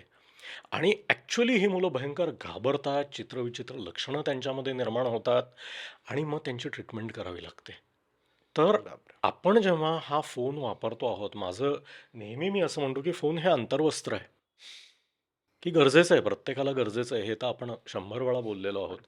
पण ते दुसऱ्याच्या हातात न देणे आणि जर द्यायची वेळ आली तर काही गोष्टींची काळजी घेणे हे फार स्वच्छ करून देणे. हो. हा खूप महत्वाचा भाग आहे. हे तारतम्य आपण ठेवण्याची गरज आहे. पूर्वीचे फिल्टर ॲक्सेस नसल्यामुळे आपोआप जागच्या जागी होते, ते सर्व फिल्टर गेलेले आहेत. सर्व सेफ्टी मेकॅनिझम्स गेलेले आहेत. अख्ख्या जगाला तुमचं मूल ॲक्सेसिबल होऊन बसलेलं आहे. ह्याचं खरंच भान राहणं गरजेचं आहे. कारण नकळत जसं आपण सिनियर सिटिझनचं म्हटलं की UPIनी पेमेंट करता येणं हा आनंद आहे, पण त्याच UPIमधनं फ्रॉड होणं हा भला मोठा धोका आहे. तसं हे आहे. आणि ह्याचं सगळ्यांनीच, म्हणजे फक्त सिनियर सिटिझन हा प्रकार नाही आहे, हो. प्रत्येकानेच त्याचं भान ठेवणं गरजेचं आहे. नाहीतर हे जे सगळे मिळून छोट्या गोष्टी, ज्या छोटी मुलं जी घरामध्ये आहेत, त्यांची काळजी घेणं ही आपली जबाबदारी आहे. कारण ते स्वतःची कुठून काळजी घेणार? त्यांना तर हे माहिती पण नाही आहे. ही आपली जबाबदारी आहे. पुन्हा जेवणाचं, हो. की सिनियर माणसांनी कधीतरी बसून त्याला इच्छा आहे, त्याला 2 पेग घ्यायचे आहेत, जरूर घे ना बाबा. तुला बाल्कनीत बसून सिगारेट प्यायची आहे, तुमचा हक्क आहे. तुम्ही कमावलेल्या आहेत त्या गोष्टी. तुम्ही आयुष्याच्या अशा मुद्द्यावर आहात की जिथे तुम्हाला हे सर्व करायला परवानगी आहे. तुम्ही कमावलेला हक्क आहे तो. पण हे तुम्ही लहान मुलांना ॲक्सेसिबल देणार आहात का? हा त्यातला महत्त्वाचा भाग आहे, की ही जी वयातली बॅरियर, सर्व बॅरियर ज्या मोडून पाडता आहेत, त्याच्यातल्या काही बॅरियर्स या गरजेच्या असतात आणि त्या गरजेच्या बॅरियर्सही मोडून पाडतात. काही अननेसेसरी बॅरियर्स होत्या ज्या मोडण्याची गरज होती, हो. की गावात राहणारा मुलगा आहे, स्त्री आहे, कुठल्या एका अमुक जातीचा आहे की ज्याला अमुक गोष्टीला ॲक्सेस नव्हता, अमुक देशात राहतोय की त्याला ॲक्सेसच नव्हता. ह्या बॅरियर्स मोडण्याची गरज होती. हो. बिनभांडवली धंदा सुरू करता येतोय, ही बॅरियर मोडण्याची गरज होती. पण काही बॅरियर अशा आहेत की ज्या टिकायची गरज आहे आणि मला असं वाटतं की वयानुसार या ज्या बॅरियर्स आहेत या आपल्याला सांभाळण्याचं भान याचा घेतलं पाहिजे. सगळ्यात मोठा धोका ना याचा हा मोबाईल इतकाच हा OTT कंटेंटचा पण आहे. म्हणजे पूर्वी दिवाणखान्यामधला जो टीव्ही असायचा, ज्याच्यावरती जे लागायचं ते साधारणपणे कुटुंब एकत्र बघू शकेल अशा प्रकारचा कंटेंट असायचा. आता तो कंटेंट कुठल्या प्रकारचा असतो हे आपल्या हातात नाहीये. किंवा रादर आपल्या हातात आहे, पण काय आहे तोच कंटेंट सगळेजण बघतायत. बरोबर आहे. आणि त्यामुळे प्रचंड हिंसाचार किंवा प्रचंड सेक्स म्हणजे अक्षरशः सॉफ्ट पॉर्न असतात हल्लीच्या हो. अनेक मालिकांमध्ये, जे घरच्या दिवाणखान्यामध्ये चालू आहे. आणि भले ते लागल्या लागल्या कोणतरी घरातले एक जण ते रिमोटवरून फॉरवर्ड करतं, कारण अजूनही कुटुंबाला एकत्र बसून असं काही बघणं ऑकवर्ड वाटतं. पण ते सुरू आहे हे सगळ्यांना माहिती असतं. लहान मुलापासून ते सगळ्यांना माहिती असतं. आणि ते घडतं घरामध्ये. आणि ते कसं म्हणजे ते बॅरियर कसं घालायचं मला माहिती नाही. हम्म, तो हम्म. म्हणजे काय करणार त्याला मला माहिती नाही. म्हणजे प्रत्येक खोली परत म्हणजे प्रत्येक खोलीसाठी एक वेगळा टीव्ही द्यायचा आणि प्रत्येकाने आपला टीव्ही वेगळा बघावा, का कुटुंबाने एकत्र बघण्यासारख्या मालिकांमध्ये असं काही असूच नाही, असं काही करावं का? आणि कारण सेन्सॉरशिप नाही आहे, ह्याला काहीच नाही आहे. आणि काय करावं या कंटेंटचं, हे मोठा प्रश्न आहे हा. मला वाटतं आता आपण डाएट बद्दल बोलत होतो ना, की डिजिटल डाएट आणि या सगळ्याबद्दल, तर काय पद्धतीनं ते असू शकतं? कारण आपण आता बऱ्याचदा की कसं म्हणजे नेगेटिव्हली काय इम्पॅक्ट करतं ते, काय काय त्याचे वेगवेगळे परिणाम असू शकतात. पण आपल्याला म्हणजे हे तर आहेच की आता हे आपल्या आयुष्याचाच भाग आहे. म्हणजे जितका माझ्यासाठी माझा हात महत्त्वाचा आहे, तेवढं बहुतेक माझ्यासाठी माझा मोबाईल आणि इंटरनेट आहे. मग इतका म्हणजे जरी शरीरापासला वेगळा असला, तरी तो माझा आयुष्याचा आणि माझ्या बॉडीचा भाग आहे. इतका माझ्यासोबत असणार आहे तो 24 तास. तर त्याच्यासोबतचं जगणं कसं माइंडफुल असू शकेल याच्याबद्दल आपण थोडं बोलू शकलो तर, की काय-काय गोष्टी, हं. काय पद्धतीनं त्याचा वापर केला जाऊ शकतो, काय पद्धतीनं त्याचा पॉझिटिव्हली इंटिग्रेट केला जाऊ शकतो तो आपल्या आयुष्यात आणि त्याचा आपल्या बेनिफिटसाठी कसा फायदा होऊ शकतो? माझ्या मते बेनिफिटच्या आधी ना स्वतःला समजून घेण्यासाठी याचा कसा उपयोग होतो हे हं. थोडं बघूया. ओह! इंटरेस्टिंग. कारण आपण हे जे मीडिया कंटेंट जो सगळा फॉलो करतो आहोत, कन्झ्युम करतो आहोत, ह्याचे काही पॅटर्न्स आहेत. हं, आणि आपला स्वतःचा पॅटर्न काय आहे याबद्दल हे जर आपण बघितलं, ह्याचं जर ऑडिट केलं, तर आपल्याला स्वतःबद्दल खूप काही कळणार आहे. तर एक हं. 3-4 मेजर ग्रुप्स आहेत बरं का. तर एक ग्रुप आहे, की जो चॅटर्स आहेत की जे सोशल मीडिया वापरून फक्त ओळखीच्या लोकांशी त्याच विषयांवर किंवा त्या गप्पा मारतायत. चॅटर्समध्ये दुसरा एक ग्रुप आहे, की जे ओळखीच्या लोकांना टाळून सतत फक्त अनोळखी आणि लांबच्या लोकांनाच कॉन्टॅक्ट करून त्यांच्याशीच ओह! कम्युनिटी बनवायचा प्रयत्न करतायत. म्हणजे चॅटर्सचे हे 2 भाग हं, झाले. हं, हं. चॅटर्समध्येच फक्त ऑब्झर्व्हरही आहेत, की सतत चॅट्स वाचत असतात, पण स्वतः त्याच्यावर काही मत देत नाहीत. हां, हं. लर्कर्स ज्याला म्हणतात या भाषेमध्ये, असेही लोकं आहेत. तर चॅटर्समध्येही हे सर्व ग्रुप आहेत. दुसरा जो एक ग्रुप आहे, जो व्हिज्युअल कन्झम्पशनवाला ग्रुप आहे, की जे सतत बघ ऑडिओ कन्झम्पशन हे त्या मानाने कमी झालेलं आहे हं. किंवा त्याच्याबरोबर व्हिडिओ असल्याशिवाय तो ऑडिओ कन्झ्युम केला जात नाहीये. पॉडकास्ट बऱ्यापैकी मागे पडलेले आहेत बऱ्यापैकी आता. अनलेस यू आर हां, कम्युटिंग मधलं जेवढे तेवढंच करेक्ट. सुरू आहे म्हणजे फक्त. स्वतः पण गाडी चालवत असेल तर. हां, रेडिओवर मागे लागलंय बसलेले असाल तर ते तुम्हाला परत स्क्रीन स्क्रीन असतो. लागतो आहे. बरोबर. त्याच्यामुळे व्हिडिओ कंटेंट, व्हिज्युअल कंटेंट हा पॅसिव्हली बघत बसणे वेगळ्या वेगळ्या प्रकारे. मग काही लोक ते तासाभराचं बघतात, काही लोक 10 सेकंदाचं बघतात, काही पण इतर कोणीतरी काहीतरी करता आहे आणि मी ते सतत बघतो आहे. हा जो भाग आहे की दुसऱ्याच्या कृती करण्यामधून स्वतः उत्तेजन आणि आनंद मिळवणे, म्हणजे सरळ साध्या भाषेत ज्याला पॉर्नोग्राफी म्हणतात, हं. ती फक्त वेगळ्या वेगळ्या प्रत्येक आयुष्याच्या कंटेंटमध्ये आलेली आहे, की जी गोष्ट आपल्याला जमत नाही, हो. आपण करू शकत नाही, हो. आपलं शरीर कुठल्याही प्रकारे तसं नाही आहे, पण आपण उत्साहाने तासनतास ते बघत बसलेलो आहोत. बापरे! हा जो भाग आहे की पॉर्नोग्राफी सारख्याला रिलोग्राफी म्हणता येईल हा आपल्याला. रिलोग्राफी, की आपण जगाच्या गोष्टी फक्त बसून बघतो आहोत. हा एक खूप मोठा ग्रुप आहे. हे पॅसिव्ह व्हिडिओ कंटेंट करणारे आहेत. दुसरे जे आहेत ते हा कंटेंट टाकून त्याच्यात सतत लाईक्स किंवा कॉमेंट्स मिळवायचा प्रयत्न करणारे आहेत. हं. तिसरा गट आहे तो गेमर्सचा आहे.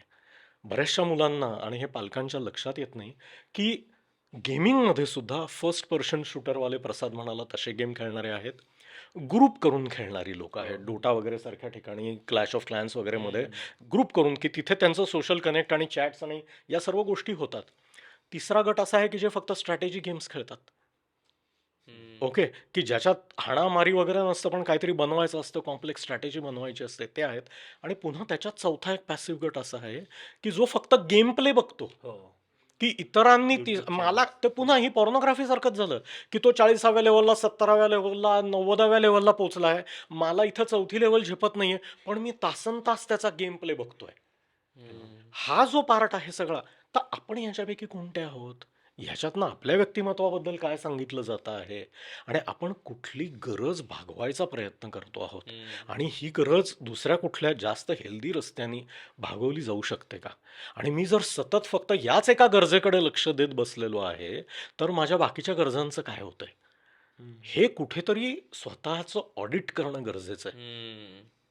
थोडा हा शांत वेळ मिळणं गरजेचं आहे. आता हे कुठला ॲप करेल, मी कुठल्या तरी स्टार्टअपला इथे मी स्टिम्युलेशन दिलंय का नाही मला माहिती नाही, पण कदाचित मला ते शेअर्स पाठवतील अशी मला अपेक्षा आहे की तुमच्या फोनवर आमचं हे ॲप डाउनलोड करा आणि 15 दिवसांनी तुम्हाला तुमची पर्सनॅलिटी टेस्टचा रिपोर्ट मिळेल डिपेंडिंग ऑन युअर यूज, असं काहीतरी येणार आहे ब्रिलियंट का? आयडिया आहे पण ही. हो, खूप कारण बरं. आत्ताची जी डिजिटल वेलबिंग ॲप्स आहेत ना, विषय आता तो आलाच आहे म्हणून, तर ती अँड्रॉइडमध्ये एक गुगलचं स्वतःचं बिल्ट इन वेलबिंग ते आता यायला लागलंय. ॲपलचं स्वतःचं पण आय थिंक स्क्रीन टाईम नाव आहे स्क्रीन त्याचं. टाइम आहे. हो. तर त्याच्यामध्ये ते फक्त ॲनालिसिस देतात आणि ते ॲनालिसिस कसं असतं, तू म्हणतोस तसं नाही आहे. ते ॲनालिसिस आहे तुम्ही कुठलं ॲप किती वेळ वापरला ते. तुम्ही फेसबुक किती वेळ वापरलं, व्हॉट्सॲप किती वेळ वापरलं, फोन किती वेळ वापरला, इंस्टाग्राम किती वेळ वापरला, असं रोजच्या दिवसाचे मिनटं, तास जे काय असेल ते तुम्हाला देतात. त्याच्या एक टप्पा पुढे जाऊन त्या ॲप्समध्ये तुम्हाला सांगता येतं की बाबा उद्यापासून ना मी अर्धा तासाहून जास्त वापरायला लागलो तर मला तू अलर्ट कर. ही पहिली टप्पा की मला जस्ट बाबा अलर्ट कर की बाबा अर्धा तास झाला बरं का तुझा. हा आपला पहिला टप्पा असू शकतो वेलबिंगचा. त्याच्या पुढे जाऊन अशी पण अजून एक पायरी असते की बाबा ह्याच्या पुढे जाऊन ना तुम्हाला अर्ध्या तासानंतर बंदच कर कंपल्सरी. म्हणजे मला दिवसभरात मग चालू 24 तासांनी चालू करायचं डायरेक्टली. सो हा कंट्रोल, ही वेलबिंगचे ॲप्स आहेत, पण ह्याच्यात परत तो सेल्फ डिसिप्लिन आहे ना, कारण ते बंदही करता येतं. म्हणजे हो. वेलबिंग चालू केलं हो. आणि अर्धा जर वाटलं की नाही झेपत आहे आपल्याला, तर मग ते बंदही करता येतं ना हो. म्हणजे. तर ती सुरुवात आहे वेलबिंगची. पण हा जो प्रकार आहे की आपण कुठल्या प्रकारे कन्झ्युम करतो आहोत, हे मात्र अजून त्यांना पत्ता नाही लागलेला हो. की पण मला मी वाटतं तुला त्या ऍप्स कडे तो डेटा आहेच ना, म्हणजे आहेच आहे. इंस्टाग्राम नोज माझी पर्सनॅलिटी, हो, हो, हो. कारण त्या पद्धतीचाच कॉन्टेंट तो मला परत परत दाखवतो, त्या हो. पद्धतीचाच ऍड्स तो मला दाखवतो. हो. मी एक रील लाईक केली की हो. मला परत त्याच रील दिसतात. त्याला डेफिनेटली Absolutely. माहितीये की मला काय आवडतं काय नाही. माझ्या बाबतीत हे ॲक्च्युली घडलेली गोष्ट म्हणून सांगतो की सेल्फ रिअलायझेशनसाठी कशी या ऑडिटची मदत होते. केव्हा तरी एक 4 महिन्यापूर्वी कुणीतरी एक माणूस तुंबलेली गटारं साफ करतो, त्याचा व्हिडिओ होता की असा धो-धो पाऊस पडलेला आहे, रस्त्यावर मरणाचं पाणी साठलंय आणि हा माणूस मात्र फिलिपिन्समधला कुठला तरी व्हिडिओ होता. तो शांतपणे मोटरसायकल बाजूला थांबवून जो स्टॉर्म वॉटर ड्रेन हो. होता त्याच्या बघितला होता. त्याला अडकलेले ते गवत साफ करत होता आणि ते सगळं पाणी वाहून गेलं. आणि मी ॲक्च्युली तो अख्खा व्हिडिओ बघितला बरं का. हो. 12 का 13 मिनिटाचा व्हिडिओ होता. त्याच्यानंतर परत तसाच एक आला, कुणीतरी जंगलात असा तुंबलेला ओढा. आणि मला कळायच्या आत मी हेच व्हिडिओ बघायला सुरुवात केली. आणि मी दिवसातनं अनेक वेळा हे व्हिडिओ बघायचो की जगात वेगळ्या वेगळ्या ठिकाणची लोक तुंबलेलं पाणी सोडतायत, ओके, आणि यायला जायला रस्ते मोकळे करून देत आहेत. मी म्हंटल काय चाललंय का, मी हे काय बघतोय? हो. आणि मग माझ्या लक्षात आलं की ते 3-4 महिने हे परीक्षेच्या जवळचे 3-4 महिने होते. ओके, 10वी-12वीच्या हां. परीक्षेच्या जवळचे महिने होते. आणि अशा वेळी इन्व्हेरिएबली चाइल्ड सायकॅट्रिस्ट म्हणून माझ्याकडे अशा अनेक मुलं पॅनिकमध्ये येतात आणि 100रातल्या सर्व लोकांचा तुम्हाला नाही मदत करतायत. ते तुमच्याकडे अशा स्टेजला पोहोचतात, अशा मनस्थितीत पोहोचतात, अशा मागण्या घेऊन पोहोचतात की त्यांच्यापैकी काही लोकांना नाही मदत करतायत तुम्हाला. आणि मला कुठेतरी तुंबल्यासारखं वाटत होतं की अरे, सायकॅट्रिस्ट म्हणजे हे तुंबलेलं पाणी मोकळं करणे, वाहतं करणं, रस्ता वापरायला देणं, हो. ही माझी गरज नाही काय? प्रोफेशनली मी हे काम करतोय. मी हेच माणूस आहे, तुंबलेले गटारं साफ करतोय मी आणि लोकांना त्यांचं आयुष्य परत त्यांच्या ताब्यात द्यायचा प्रयत्न करतोय, पाणी वाहतं करायचा प्रयत्न करतोय. आणि मग माझ्या लक्षात आलं की अरे हा, हे कनेक्शन आहे म्हणून मी हे व्हिडिओ बघतोय. पण हे जे ऑडिट आहे हे गरजेचं आहे. मला स्वतःला दमडीचा स्वयंपाक करता येत नाही. ओके, मी 6 महिने घरी राहून प्रयत्न केलाय, पण फक्त माझी पोरगीन बायको त्यांचा माझ्यावर जीव आहे म्हणून त्यांनी मी बनवलेल्या गोष्टी तेव्हा कोणीतरी खाल्लेल्या जीव नाही घेतला तुला. आहेत. एक्झॅक्टली. पण स्वयंपाकाचे व्हिडिओ बघत होतो की लोक असं काहीतरी 5 मिनिटात टक टक टक टक टक टक काहीतरी एकदम जबरदस्त गोष्टी म्हटलं अरे, ही फॅन्टसी आहे. मला कधीतरी असं जेवण बनवायचं आहे आणि ते कुणीतरी इतक्या सहजतेने करू शकतं आहे. मग माझ्या लक्षात आलं की हे सगळं ना टीव्हीवर सतत सचिन तेंडुलकरला बघण्यासारखं आहे की तो ज्या नजाकतीने खेळतो, त्याच्यातली जी पोएट्री आहे ही साली आपल्याला नाही जमणार आहे ना. आहे ना, आपण नाही ना तेंडुलकर. हो. किती प्रयत्न केला त्यांनी, आता तर 50शी आली. तर नाहीच होणारच नाही आपला तेंडुलकर. पण त्याला बघण्यात जो आनंद आहे, पुन्हा ह्याला पॉर्नोग्राफीचंच इक्विव्हॅलंट म्हणायचं का? तर हा जो भाग आहे, की सतत आपण काय बघतो आहोत, हम्म, आपण इंटरनेट कशासाठी वापरतो आहोत जास्तीत हम्म. जास्त वेळ, ह्याच्यातनं आपल्याला स्वतःबद्दल काहीतरी खूप कळणार आहे. आणि हे जर डिस्पॅशनेटली बघितलं, त्याच्यात फार इन्व्हॉल्व न होता हे व्यवस्थित ऑडिट करता आलं, तर आपल्याला स्वतःचं आयुष्य जास्त चांगलं करायचा चान्स आहे. हम्म, हम्म. त्याच्यामुळे नुसतं इंटरनेट नाही, तर इंटरनेट वापराबद्दल ज्याला मेटा थिंकिंग म्हणतात, मेटा अवेअरनेस म्हणतात, की माझ्या अवेअरनेसबद्दलचा माझा अवेअरनेस. वाव. ह्याच्यातनं मला वाटतं खूप काही गोष्टी शक्य आहेत. या आता डिजिटल वेलबिंग बद्दलच बोलत होतो ना, तर कसा तो अवेअरनेस एक तर तयार कसा करता येऊ शकतो इथे, म्हणजे एकतर मी मॉनिटर कसं करायचं, म्हणजे आता आपण डाएट बद्दल बोलत होतो ना, की लहान मुलांसाठीचं डाएट आणि मोठ्यांचं डाएट वेगवेगळं असू शकतं. तर म्हणजे पेरेंट्स म्हणून पण पालकांनी पण मुलांसाठी आता साधारण मुलांसाठी डिसिजन तर तेच घेतात, तर त्याच्यामुळे मुलांसाठी सुद्धाचा डाएट सेट करताना ते काय पद्धतीनं करू शकतील याच्याबद्दल आपण बोलू शकलो. तर कारण नॉट नेसेसरीली आता मी ठरवतोय, कारण मग आता यूट्यूबमध्ये काम करतोय, तर मी कितीही ठरवलं तरी मला मोबाईलपासून सुटकाच नाही. मला दिवसातनं 2 वेळा रील्स टाकायच्या आहेत, दिवसातनं 4 वेळा इनव्हेरिएबली मी जाऊन यूट्यूबवरती किती सबस्क्रायबर्स वाढले, गेला व्हिडिओ कसा चालतोय, हे सतत सुरू असतं आणि त्याच्यातनं काही सुटका नाही. पण तरी पण ते माइंडफुली आता हा विचार करायचा ठरवलं तर मला करता येऊ शकेल. पण जर समजा इतर कुणीतरी ज्यांची जबाबदारी माझ्यावर आहे, त्यांच्यासाठीचं डाएट जर आखायचं असेल, तर ते कसं करता येऊ शकेल? काही काही मी प्रयोग करून बघितले आणि जे यशस्वी झाले त्यातले प्रयोग ते सांगतो. एक 4 ते 6 वर्ष 10 वर्षापर्यंत कदाचितच्या मुलांसाठीचा एक तेव्हा आम्ही आमच्या मुलाकरता नियम केला होता, की तू जेवढा वेळ मैदानात जाऊन खेळशील किंवा सायकल चालवशील किंवा जे काय म्हणजे मैदानी खेळ जितका वेळ करशील, हं. तितका वेळ तुला स्क्रीन वापरता येईल. ओके. हां. हा एक बेसिक नियम तेव्हा घातला होता, की सोपी म्हटलं, की तुला आणि तेव्हाचा स्क्रीन टाईम म्हणजे काय तर टॅबवर खेळायचा किंवा टीव्ही बघायचा तो. हं. तर तू 1 तास खाली जाऊन खेळलास, तर तू वरती येऊन 1 तास टीव्ही बघ. हां, ही पहिली गोष्ट. दुसरी हं. गोष्ट, की याच्यात व्हायचं नाही कॅरी फॉरवर्ड काही करता यायचं नाही. रोजचा हिशोब रोज संपवायचा. ओह! हां, म्हणजे मी काल खेळलो होतो 1 तास, मग आज मी टीव्ही हां. असं नाही. आज तू 1 तास खेळून ये आणि मग 1 तास टीव्ही बघ. आज खेळला नाहीस तर साधारणपणे नाही. 8 तास शाळा झाली असेल आणि 1 तास खेळून आला, त्याच्यानंतर तो 1 तास टीव्ही बघू शकत नाही. हं. तेवढी एनर्जीच राहत नाही. हं. पण हा एक सहज ॲक्सेप्ट होणारा नियम असतो मुलांना, की त्यांना तो पटू शकतो, सहज ॲक्सेप्ट होऊ शकतो, की आणि त्यांना खेळायला आवडत नसतं असं नाही खरं तर, आवडतंच त्यांना. मग जे काही खेळ असेल तुझं फुटबॉल खेळ जाऊन किंवा आपण ग्राउंडवर जाऊया जे काही. हा एक लहान मुलांच्या बाबतीत हा एक डाएट म्हणून जर का बघितलं, हं. तर हा एक डाएट जमू शकतो, की ज्याच्यामध्ये we can balance as parents आपण बॅलन्स करू शकतो, की तुझं मैदानावरचा वेळ आणि स्क्रीन टाईम हे इक्विव्हॅलंट असलं पाहिजे रोजच्या रोज. हं. हं. हां आणि रोजच्या रोज संपवायचा हिशोब तो. हा एक तेव्हा जमलेली गोष्ट होती. आणि दुसरी अशी एक गोष्ट आम्ही तेव्हा शिकलो आणि ठामपणे अंमलात आणली. म्हणजे काही गोष्टी या कॅटेगरिकली स्पष्टपणे नाही म्हणजे नाही, हे मुलांना सांगता यायला जमलं पाहिजे पालकांना. हं. आणि म्हणजे जसं 16 वर्षाचं होईपर्यंत फर्स्ट पर्सन शूटर गेम्स नाही खेळायच्या. तुला हं. नाही आहे बंदी. नंतर तो 16 वर्षाचा होईपर्यंत काही ॲग्रीमेंट्स अक्षरशः करून, की कुठलंही ॲप हे आई किंवा आणि वडील यांच्या परवानगीशिवाय डाउनलोड नाही करायचं. भले तुझं अकाउंट आहे, तू लॉग इन करू शकतोस, माझा पासवर्ड आहे, सगळं आहे. पण आमच्या परवानगीशिवाय, आम्हाला सांगितल्याशिवाय एकही ॲप डाउनलोड करायचं नाही. हं. आम्ही सांगू, आम्ही बघू आणि एज ॲप्रोप्रिएट असेल, तेच तुला खेळायला परवानगी आहे. मग माझे सगळे मित्र खेळतात ना. पण तुझे मित्र खेळतात. पण ह्याला जर का वय 13 दिलेलं आहे, त्यांनी रेटिंग 13 दिलेलं आहे, काहीतरी विचार करून दिलेला आहे. तुझं वय आत्ता 8च आहे. त्यामुळे 13 वर्षांच्या मुलांना ॲप्रोप्रिएट असलेला गेम तू 8व्या वर्षी खेळायचा नाही. हं. तुझे मित्र खेळत असतील, त्यांच्या आई चालत असेल, आम्हाला चालत नाही आणि आम्हाला चालणार नाही. सो आई हा असर्टिव्हनेस तेव्हा आणला पाहिजे मुलांच्या बाबतीमध्ये. बरोबर आहे. म्हणजे एज ॲप्रोप्रिएट कंटेंट तुला मिळेल अक्रॉस ऑल द डिव्हाइसेस हं. आणि तो कंटेंट किती वेळ, तर you have to balance it with your homework and with your physical activity. हं. हं. आणि हे आम्ही इन्सर्ट करू शकतोच.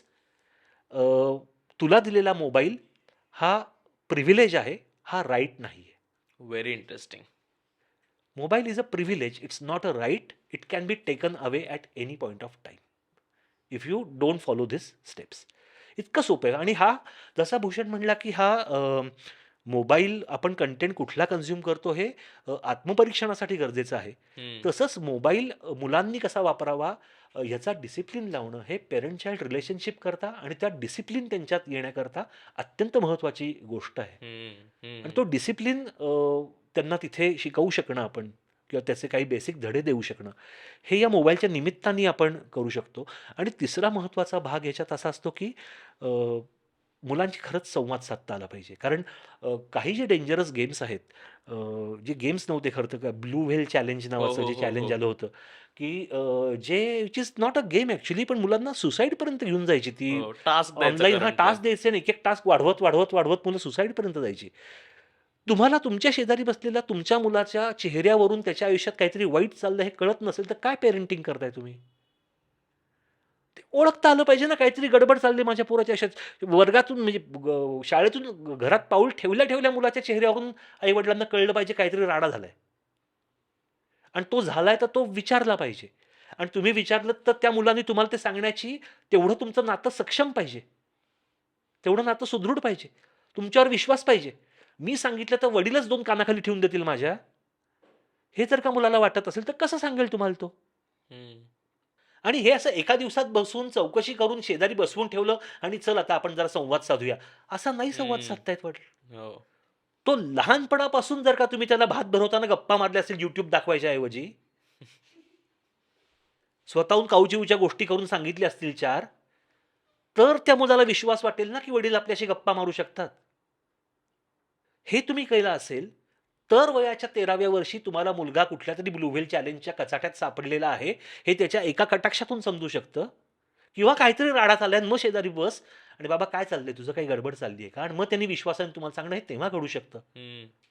तर हे मोबाईलचा टाईम, स्क्रीन टाईम, ओव्हरऑल सगळा टाईम या निमित्ताने पेरेंट चाइल्ड या नात्यामधली, वडील-मुलगा, आई-वडील-मुलगा या नात्यामधली या महत्त्वाच्या गोष्टी पालक शिकू शकतात, की नाही मला काही बाबतीमध्ये मला कठोर राहायचं आहे. रडला तर रडला, हातपाय आपटले तर आपटले. पण नाही आज तो 15च मिनिटं खेळला तर 15च मिनिटं त्यांनी मोबाईल बघायचा किंवा गेम बघायची. 16व्या मिनिटाला बंद करणार, हातपाय आपटला तर मी मोबाईल काढून घेणार. हे जमलं पाहिजे ना. तर हे मुलांच्या बाबतीत करावं असं मला वाटतं. हा जो प्रसादनी मुद्दा सांगितला, हा माझ्या दृष्टीने हे ॲब्सोल्युटली गोल्डन ट्रूथ आहे. हम्म. बरेचसे आईवडील मुलं जेव्हा लहान असतात, तेव्हा आपल्याला मूल झालेलं आहे ह्यानी इतके हरखून जातात, की आपण काय करतोय ह्याचं त्यांचं भान सुटतं. बरेचदा मुलाच्या थ्रू एक वेगळं आयुष्य जगायचा प्रयत्न करत असतात. हम्म. हे बघ, जगात असा एकही माणूस नाहीये, की ज्याला लहानपणी मला अमुक एक गोष्ट हवी होती आणि मिळाली नाही, असं झालेलं नाहीये. ॲब्सोल्युटली. अहो, प्रभू रामचंद्राला सुद्धा तो चंद्र नाही मिळाला ना. तुम्ही कोणीही असा, प्रत्येकाच्या लहानपणात काहीतरी कमतरता होती, पण ही कमतरता तुम्ही ते मुलांना देऊन नाही भरून काढू शकत. हम्म. हा एक खूप महत्वाचा भाग आहे आणि मूल तान्हं असताना ती शिस्त लावायची सुरुवात व्हायला पाहिजे. बैल गेला आणि झोपा केला कॅटेगरीमध्ये जर गेलं, की डायरेक्ट 13 वर्षाच्या मुलाला तुम्ही घेऊन येणार असाल आणि ह्याला शिस्त लावून द्या म्हणणार असाल, तर आता ते कॉन्क्रीट वाळलं हो. वा, आता त्याचा आता त्याचा चांदणी चौकच होऊ हा, शकतो. आता ही मुलं आईवडिलांना शिस्त लावतायत. म्हणजे गंमत अशी आहे, की तुम्ही 9 आणि 10 महिन्याच्या मुलाला हाय चेअरमध्ये बसून त्याच्यासमोर व्हिडिओ ठेवता आहात. का?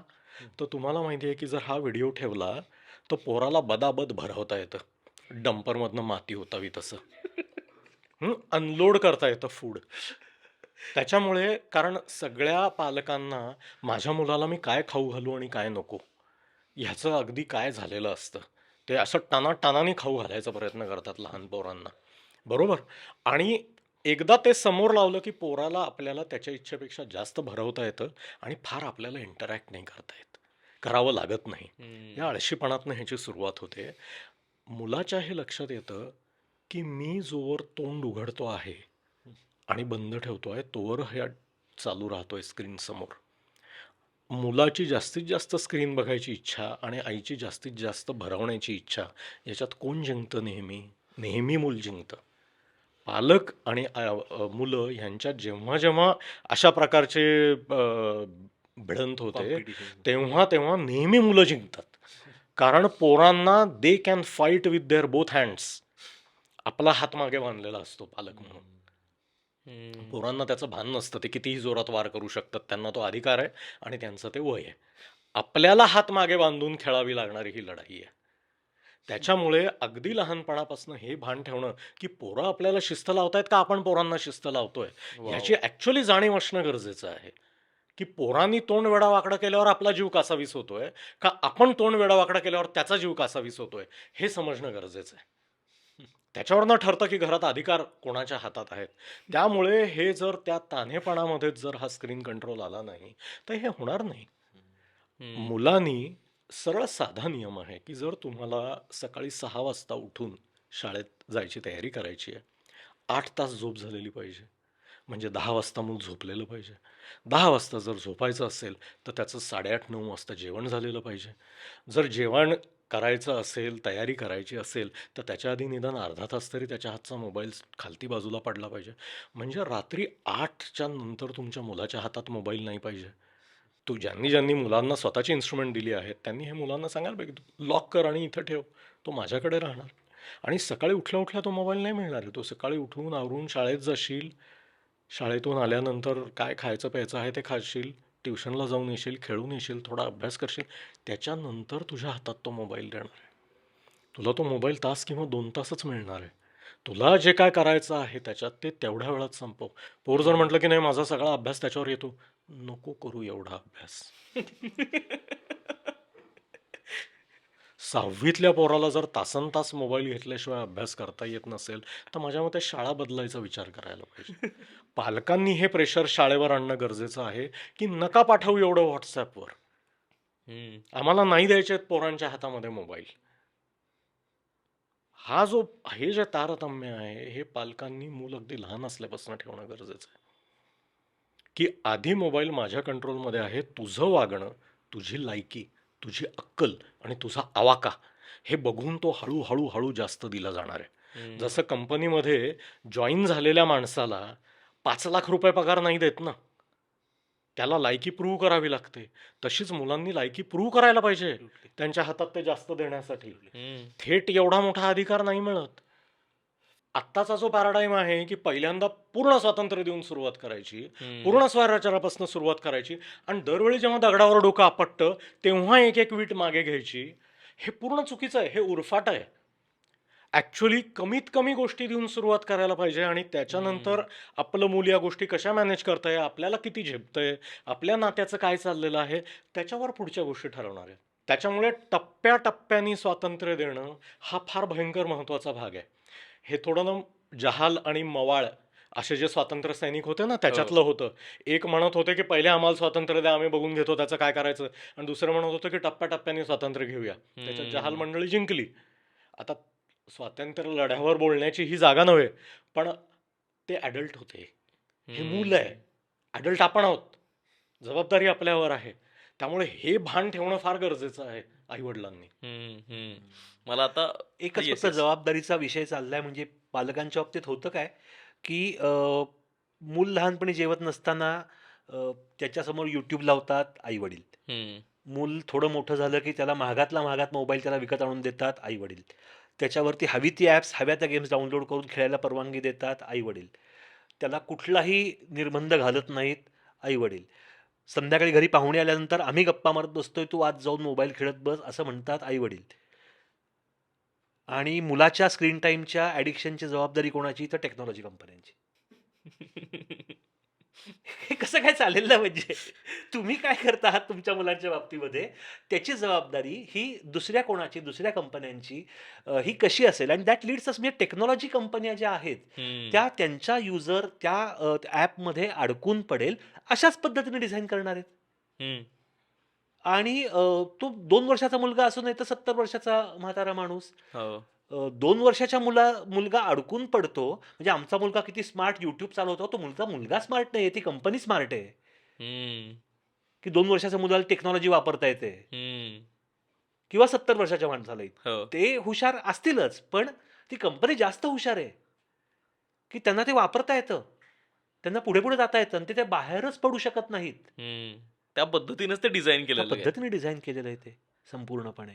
आणि so coming back to parents, की ही जबाबदारी म्हणजे आपल्या मुलाच्या स्क्रीन टाईम ॲडिक्शन तुम्ही ज्याला म्हणत असाल किंवा आम्ही ज्याला डाएट म्हणतो आहोत किंवा ज्याला स्क्रीन टाईम वापर म्हणतो आहोत किंवा गैरवापर म्हणतो आहोत, अतिवापर म्हणतो आहोत, ह्याची जबाबदारी पालकांची स्वतःची आहे. ही कंपन्यांची नाही आहे. ही बरोबर. पालकांची आहे. आणि तो तो डिसिप्लिन, तो अवेअरनेस हा पालकांमध्ये आला पाहिजे. ही फार महत्वाची गोष्ट आहे की श्रावण बाळाची जी गोष्ट आहे ना हं. ती आपल्यासाठी फार महत्वाची आहे पालक म्हणून, की आई वडिलांच्या मोक्षासाठी ते तपश्चर्या करतायत. मध्यरात्रीचं हे पोरग पाणी आणायला जाते त्यांच्यासाठी आणि मृगयेसाठी आलेल्या राजाच्या बाणाने मरत आहे. हा, मग आई वडील त्या राजाला शाप देणार, अरे पण तुम्हाला रात्रीची तहान लागते तर कमंडलू भरवून ठेवा की झोपताना कशाला पोराला रात्री जंगलात पाठवताय. मग रामायण घडतं ना. हो.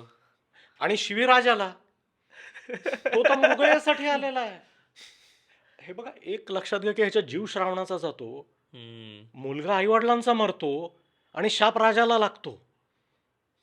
ह्याच्यात सर्वात कोण दोषी आहे, ह्याच्यापेक्षा सुद्धा कोण सर्वात जास्त निर्दोष आहे, तर आई वडिलांच्या आज्ञेत असलेला श्रावण. ही जबाबदारी कुठेतरी आपण लक्षात ठेवायला पाहिजे. वडिलांनी आणि ते जे आपण पुराणातल्याच गोष्टींबद्दल जर बोलत असू हो. तर माझ्या मते पूर्वी जसं होतं ना की ज्या राजाकडे गोधन सर्वात जास्त, 10,000 गायीन, 1,00,000 गायीन, 1 कोटी गायी, तो राजा सर्वात मोठा, आणि मग ते एकमेकांच्या गायी पळवायचे. आणि ते तसले सगळे आपण रामायण महाभारतात किती हो. वेळा वाचले ना की त्याच्यावरनं युद्ध व्हायची आणि मग त्यांनी काय अमुक केलं ढमुक केलं वगैरे. टेक्नॉलॉजी कंपनी हे ते राजे आहेत वा, आणि आपण त्याचं पशुधन आहोत. क्या बात आहे.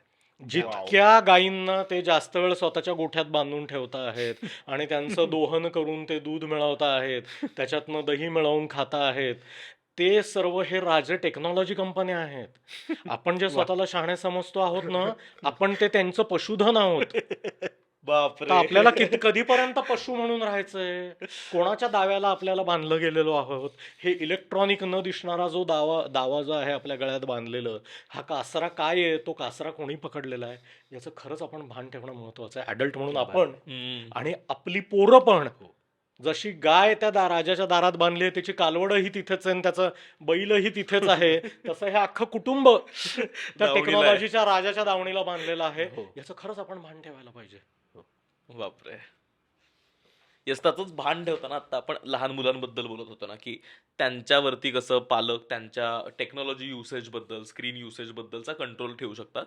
तसं आपलंही डाएट म्हणजे आता काय, आपलं सगळंच त्याच्यावरती डिपेंडंट आहे. काय कामाचे ईमेल्स पासून मला आता काय कम्प्युटरवर लॉग इन करावं लागत नाही ईमेल चेक करण्यासाठी, तो लगेच आला की मला मोबाईलवरती पॉपअप होतो.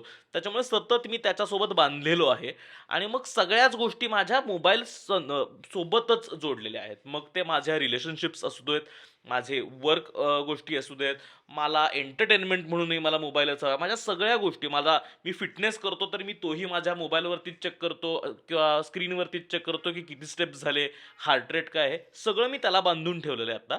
तर त्याच्यासाठी म्हणजे इतकं इंटिग्रेटेड आहे, तर त्याचा माइंडफुल युसेज कसा असावा? एक चांगली आयडिया सांगतो. हं. अमेरिकेमध्ये किंवा युरोपमध्ये जेवढे सायकोलॉजिस्ट कॉलेजमधनं बाहेर पडतात, त्यांचे सुद्धा मेजर रिक्रुटर्स या टेक्नॉलॉजी कंपन्या आहेत. हे लोक काउन्सिलिंगसाठी अवेलेबल नसतात, पेशंट ट्रीट करायला अवेलेबल नसतात, कारण पेशंट ट्रीट करून त्यांना जो पगार मिळतो त्याच्यात 3 पट आणि 4 पट पगार टेक्नॉलॉजी कंपन्या देत आहेत, की आमचं सॉफ्टवेअर, आमचे गेम्स, आमच्या गोष्टी या कशा अशा प्रकारे बनवता येतील की लोक त्याच्यात जास्त अडकून राहतील. ओके, सायकॉलॉजीला उत्तर सायकॉलॉजीने द्यावं लागेल. आणि त्याच्यासाठी जपानच्या ट्रेन ड्रायव्हरचं एक फार चांगलं हे आहे. बरेचदा तुम्ही जेव्हा मोनोटोनस काम करत असता तेव्हा आपण अमुक एक गोष्ट बघितली का नाही, केली का नाही, याचं आपलं भान सुटतं. की हा लाल सिग्नल येऊन गेला का नाही, गेला तो सिग्नल लाल होता का नव्हता, तर असा गोंधळ होतो. म्हणून त्यांनी काय आयडिया शोधून काढली की ते बोलतो रेड सिग्नल, तो एकटाच केबिनमध्ये बसलेला आहे, पण ज्या क्षणी रेड सिग्नल दिसतो त्या क्षणी तो बोट दाखवतो आणि तो तोंडाने रेड सिग्नल असं म्हणतो, तेव्हा ते मेंदूत रजिस्टर होतं. ह्याच्यामुळे ऍक्सिडेंट्स कमी होतात. माझ्या मते आपण जेव्हा फोन वापरतो तेव्हा आपण ते सगळ्यांनी तो व्हिडिओ बघितला असेल की 20 वर्षापूर्वी तुमच्या टेबलावर आणि समोर किती वस्तू होत्या आणि ते सगळं जाऊन आता कसं त्या फोनमध्ये बसलेलं आहे, सिमलेसली एकातनं दुसऱ्यात शिरतोय. आपल्याला उमरे घालायची गरज आहे. वा. एका खोलीतून हम्म. दुसऱ्या खोलीत जाताना हा उमरा घालायची गरज आहे आणि ती दारं छोटी करायची गरज आहे, म्हणजे थोडे वाकून जाऊ, थोडं भान येईल. हम्म. ओके. आणि हे कसं करता येईल, मी जे स्वतःसाठी वापरतो, की मी व्हॉट्सॲपवर पेशंटच्या ह्याला उत्तर दिलं आणि मी पटकन स्वाईप केलं आणि यूट्यूब उघडली, तर मी जे ॲप उघडतो आहे त्याचं मी नाव म्हणतो. ओ. म्हणजे माझ्या लक्षात येतं की मी एका खोलीतून दुसऱ्या खोलीत जातोय. आणि हे जर मला कळलं, हे जर भान राहिलं, तर मला ते थांबवायचा माझा चॉईस जो आहे, माझी विल जी आहे, माझी इच्छाशक्ती जी आहे, ती ॲक्टिवेट करायची थोडीफार तरी पॉसिबिलिटी आहे. हम्म. मी जर असा बिनधास्त एकातनं दुसऱ्यात घुसत गेलो, तर मी कुठं पोहोचेन माझ्या मलाच कळत नाही. हम्म. आता हे टेक्निकली करणं फार अवघड आहे. आणि शेजारचा जर बघत असेल तर तुम्ही हातात फोन धरून म्हणतायत यूट्यूब, फेसबुक, एक्स. ट्विटर किंवा एक्स असं, तर त्याला कदाचित गंमत वाटेल. पण मी तुम्हाला सांगू का, तो त्याच्या फोनमध्ये गाडलाय. त्याला एनिवे तुमच्याकडे बघावं असं वाटणार नाहीये, त्याचं तुमच्याकडे लक्ष नाहीये. तुम्ही कपडे काढून डान्स केलात ना, तर तो फार तर फार त्याचा व्हिडिओ काढेल आणि टिकटॉकवर टाकेल, तुमच्याकडे बघणार नाही. त्याच्यामुळे हा सर्व निर्लज्जपणा सोडून स्वतःचं भान सतत जागृत राहील हम्म. असे उमरे प्रत्येक ठिकाणी घालणं आपल्याला गरजेचं आहे. ॲडल्टसाठी ॲटलिस्ट ते व्हर्बलाइज करणं हम्म. हे गरजेचं आहे. कारण आपल्या सगळ्यांच्या लक्षात आलं असेल की जेव्हा आपण फोन वापरतोय तेव्हा आपण कमी बोलतो आहोत स्वतःशी सुद्धा. संवाद जो तुटतोय तो फक्त इतरांशी नाही तुटत आहे, स्वतःशी सुद्धा तुटतोय. हो. तर तो संवाद रिक्रिएट करूया, उमरे घालूया, ठरवून एका खोलीतून दुसऱ्या खोलीत जाऊया. बेभानपणे ओढले गेलेलो आहोत आणि हे पशुधन एका राजाच्या दाव्यावरून दुसऱ्या राजाच्या गोठ्यामध्ये दाखल होत आहे, तसं पशु होण्याचं थांबवूया. हम्म. हम्म. हे जे लोक आयदर चॅटर्स आहेत किंवा सायलेंट कन्झ्युमर्स आहेत, त्यांच्याकरता अगदीच हा परफेक्ट उपाय आहे. कारण ते फक्त कन्झ्युम करत असतात सतत आणि लक्षात येत नाही. मग तो उमरे घालणंही अ, मी हा तिसरा प्रकार, भूषणनी जे प्रकार सांगितले त्यातल्या तिसऱ्या प्रकारात बसतो, की मी कंटेंट क्रिएटर आहे. हम्म. आणि मी प्रामुख्याने 1 किंवा 2 प्लॅटफॉर्म्स वापरतो आणि त्याच्यावरती काहीतरी क्रिएट करून टाकतो आणि त्याच्यातून मी काहीतरी करून टाकलेलं आहे. मग त्याच्यावरती मिळणारे लाईक्स आणि कमेंट्स, यातून मिळणारं डोपामाइन, हम्म. ही माझा तो डेली एक तो डोस लागतोच थोडासा, म्हणजे ते मेंटेनन्स डोस तरी लागतोच हो. रोज. त्याच्यावरती जगणारी जी माणसं आहेत, जी माझ्यासारखी कदाचित 10% असतील क्रिएटर्स आणि त्याच्यातून आनंद मिळवणारी, अ, तर मी वर्षातून ठरवून किमान 2दा किंवा 3दा हा डिजिटल डिटॉक्स करतो. म्हणजे मी ज्या माध्यमात सगळ्यात जास्त वावरतो किंवा लिहितो आहे, तिथे मी 4-6 दिवस, 8 दिवस हे ते ॲप उडवतो फोनवरून आणि मी जाणार नाही, लॉग इनच करणार नाही तिथे. मी बघणारही नाही काय चाललेलं आहे ते. हम्म. कारण तिथे मी रोज गेलो की मला रोज काहीतरी लिहावंसं वाटतं. हो. रोज किंवा मी जे आधी लिहिलेलं आहे त्याच्यावरती काहीतरी कमेंट्स येत असतात. त्या कमेंट्सना उत्तर द्यावंसं वाटतं. काहीतरी इंटरॅक्शन होते हो. आणि बरीच वर्ष, एक 5-10 वर्ष तुम्ही लिहित असाल आणि 2-4 हजार तुमच्या पोस्ट असतील, तर कुठली तरी जुनी पोस्ट कोणतरी कुठेतरी शेअर केलेली असते. ती मेमरीमध्ये येते. त्याच्यावरती कोणतरी काहीतरी लिहितं. सो हा 24 तास हा यज्ञ सुरू असतो. हम्म. हम्म.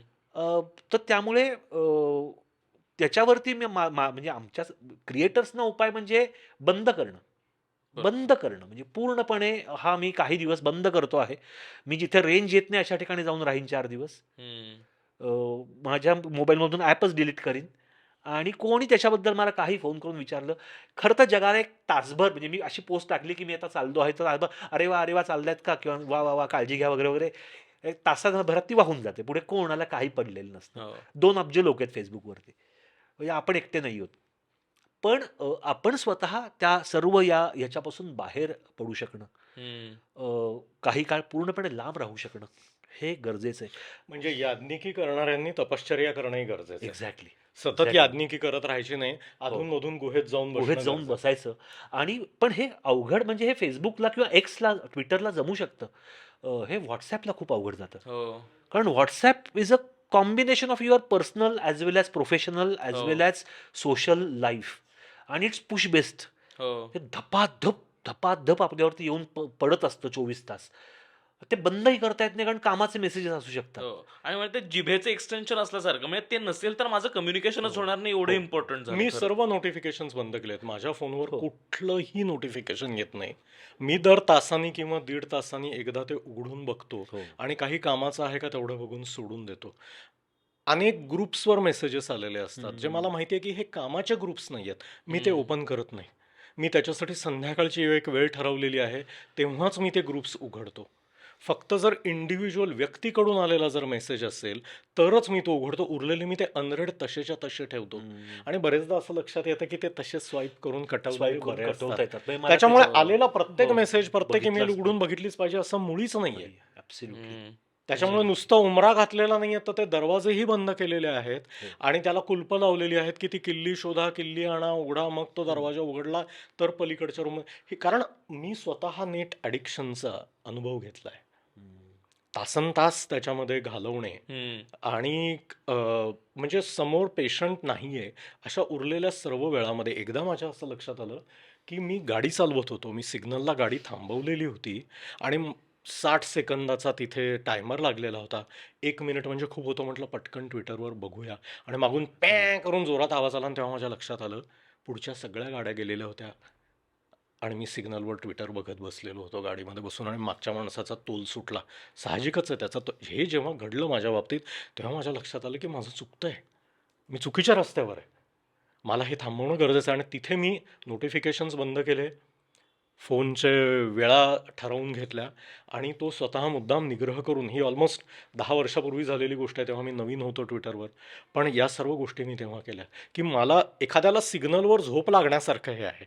मी अशा कित्येक लोकांना शिव्या घातल्यात की अरे झाला ना हिरवा सिग्नल, तुम्हाला कळत नाही का, प्या प्या प्या काय करता आहात तिथे. आणि मीच तो माणूस त्या दिवशी जेव्हा झालो तेव्हा माझे ते डोळे उघडले. म्हणजे ज्या मागच्या माणसानी, ज्यांनी मला जोरात शिवी घातली, त्यांनी माझ्यावर उपकार केले, त्यांनी वाचवलं मला, त्यांनी जागं केलं. आणि तेव्हापासून मी हे पाळायचा प्रयत्न करतो. पण मला यात सगळ्यात महत्वाचं वाटतं ना की तिथे तुम्हाला तो अवेअरनेस आला की मला हे हे थांबवलं पाहिजे इथे, म्हणजे ते साईन तुम्ही ओळखलं. तर हे साईन्स आहेत ना, हे इतके सतत दिसतही असतात पण ओळखू येत नाहीत असे असतात. तर तसं काही असतं का की हे झालं की तुम्ही खरं तर अनालाइज केलं पाहिजे? तर असं काही आपल्याला सांगता येऊ शकेल का की हे हे ऑब्झर्व करा तुमच्या आयुष्यात, तुम्ही हे बघताय, या पद्धतीचा कॉन्टेंट खूप फॉलो करताय, तर तुम्ही एक घंटा वाजेल, असं काहीतरी म्हणजे त्याला खरं साधं साधं क्वेश्चन आहे अरे बरं का, की जर तुम्हाला कोणीतरी सांगत असेल ना की अरे बाबा जास्त होतंय, ते तर खरंच जास्त होतंय. होतंय. दुसरी गोष्ट म्हणजे थांबवता येत नसेल, जेव्हा आपल्या लक्षात येतं, see ability to switch off, prefrontal lobe आणि इमोशनल ब्रेन ह्याच्यातला फरक काय आहे? तुमचा कुठला ब्रेन काम करतो आहे? इमोशनल ब्रेन हा सतत चालू राहतोय, प्री फ्रंटल लोब ब्रेक लावतोय. जर तुमच्या असं लक्षात आलं की या ब्रेकवर आपण थांबत नाही आहोत, आपलं इंजिन सतत चालू राहत आहे, दरवेळी आपण ठेवायचा प्रयत्न करतो तेव्हा पुन्हा पटकन उचलतो आहोत. जर तुम्हाला थांबता येत नसेल तर ह्याचा earth you are in trouble. अजून किती सोपं हवं, किती धडधडीत हवं? आता काय घरी येऊन सांगू का? नाही पण हे म्हणजे ऍक्च्युली भूषण म्हणतोय तसं सध्याच्या काळातल्या, सध्याच्या पिढीतल्या जवळपास 90% लोकांचं हे होतंय. म्हणजे हो. सगळ्यांनीच थांबायला हवंय आणि प्रत्येकाने हे ठरवायला हवंय की मी किती काळ वापरणार आहे आणि खरंच इतकं प्रचंड कम्युनिकेशन गरजेचं आहे का माझ्या आयुष्यात. म्हणजे फक्त व्हॉट्सॲपचं उदाहरण घेतलं तर मी 50 ग्रुप्समध्ये आहे, तिथे दिवसाला सगळे मिळून साधारण 1,500 मेसेजेस येतात. इतक्या मेसेजेसची गरज आहे का मला? इतकं काय चाललेलं असतं आयुष्यामध्ये, इतकं काय रोज असं असतं की जे बोलण्यासारखं आणि समजण्यासारखं आणि फॉरवर्ड्समधले गुड मॉर्निंग गुड नाईटचे फुलं पानं रोज बघायची जाऊन, काही गरज आहे का? नाही मी गेलो एक 50 ग्रुप्समध्ये तर काही फरक पडेल का? सगळे मी जावं लागतं लाजे काजेस्तव, कारण मग मित्र म्हणतात की आमच्यात येत नाही आणि मग सोसायटीचा एक वेगळा ग्रुप असतो आणि एक फॅमिलीचा वेगळा ग्रुप असतो. सगळीकडे जाऊन सगळे जर का आपण सायलेंटला लावून ठेवले आणि सगळे जर का आपण दर दिवसाच्या शेवटी मार्क ॲज रेड करून टाकले, न वाचता येईल, तर काय फरक पडतो का आयुष्यात? मी व्हॉट्सॲपला स्टेटस लावले, I am slow to respond on WhatsApp. आणि माझ्या जवळच्या सर्व माणसांना माहिती आहे, अर्जंट काही असेल तर फोन करा, मी लगेच फोन घेईन, अवेलेबल आहे. पण व्हॉट्सॲप करून मी त्याच्यावरती उत्तर देईन तातडीने असं समजू नका, कारण मी वाचणार नाही. शक्यता खूप कमी आहे मी वाचण्याची ते. तर हे आपण मर्यादा घालू शकतो ना. मी नाही व्हॉट्सॲपवरती उत्तर देत अशा कुठल्या यांना मी नाही बघत, मी मार्क ॲज अनरेड करून टाकतो. म्हणजे 150-150 200 ग्रुप्स माझे अनरेड असतात आणि ते मी करतो, कधीतरी आठवड्यातून एकदा बघतो. आणि काय वाईट झालेलं नाही तुझं काय आतापर्यंत वाईट झालं? ते महत्वाचं. काय वाईट झालं? हां, म्हणजे असं असतं की एखाद दुसऱ्या ग्रुपमध्ये आपल्याला एखाद दुसऱ्या दिवशी खूप चटक लागते. काहीतरी महत्त्वाचा नसतं काही विषय. काहीतरी चटकदार विषय सुरू असतो. मग आपण त्याच्यात उडी मारतो. मग आपण ते सुरू असलेल्या अग्निहोत्रात आपण मग त्याच्यात लक्षात येतं की केवढा वेळ आपण वाया घालवतोय. हम्म. दिवसभरातला केवढा वेळ आपण कुठल्यातरी अमुक-तमुक राजकारण्यांनी अमुक-तमुक पद्धतीचं भाष्य करायला हवं होतं का नव्हतं? पुन्हा श्लेष नाही, क्लेश. हे आपण कोणतरी भलतीच त्या पक्षाचा संबंधही नसलेली, त्यांचे मतदारही नसलेली, त्यांच्या मतदारसंघात राहतही नसलेली माणसं ही त्याच्यावरती 8 तास गेले वाद घालत बसलो आहोत. हे काय चाललंय आपल्या आयुष्यात? आणि काय मिळतं ह्याच्यातून सगळ्यात शेवटी? आणि हे करतो आपण WhatsAppवर. ते हो. सगळेजणांचं करून झालेलं आहे हे आपलं. तर हा नाही ब्रेक लावता येत कधी-कधी. पण बहुसंख्य ठिकाणी हा लावता आला पाहिजे आपल्याला. हम्म, हम्म. की नाही बाबा थांबतोय मी आता मी काही दिवस 4 दिवस मी नसणार आहे इथे. खूप काय अर्जंट असेल तर मला फोन करा. नाहीतर मी इथं नसीन आता 4 दिवस. हे सांगता आलं पाहिजे. मला वाटतं खूप खूप महत्वाचं आहे हे. खरं तर आणखीन खूप याच्यावरती चर्चा होऊ शकते. वेगवेगळे डेमोग्राफिक्स आहेत, वेगवेगळ्या वयातली लोक काय बघतात, काय नाही बघत, काय पद्धतीनं हे कन्झम्पशन, त्याचे पॅटर्न्स, हे खूप डिस्कस करण्यासारखं आहे. पण मला वाटतं आज या नोटवरती आपण हा एपिसोड रॅप करू शकतो. थँक्यू सो मच दोघांनाही. तुम्ही खूप मनापासून जे काही इन्साइट्स दिले त्याबद्दल. तुम्हालाही खुसफुस आवडत असेल तर प्लीज सबस्क्राईब करा आणि अमुक तमुकला सबस्क्राईब करा आणि क्लिप्सचं छोटं नवीन चॅनल सुरू केले तेही सबस्क्राईब करा. इतर कुठल्याही ऑडिओ प्लॅटफॉर्म जर ऐकतात तर फॉलो करायला विसरू नका. धन्यवाद. लोभ असावा.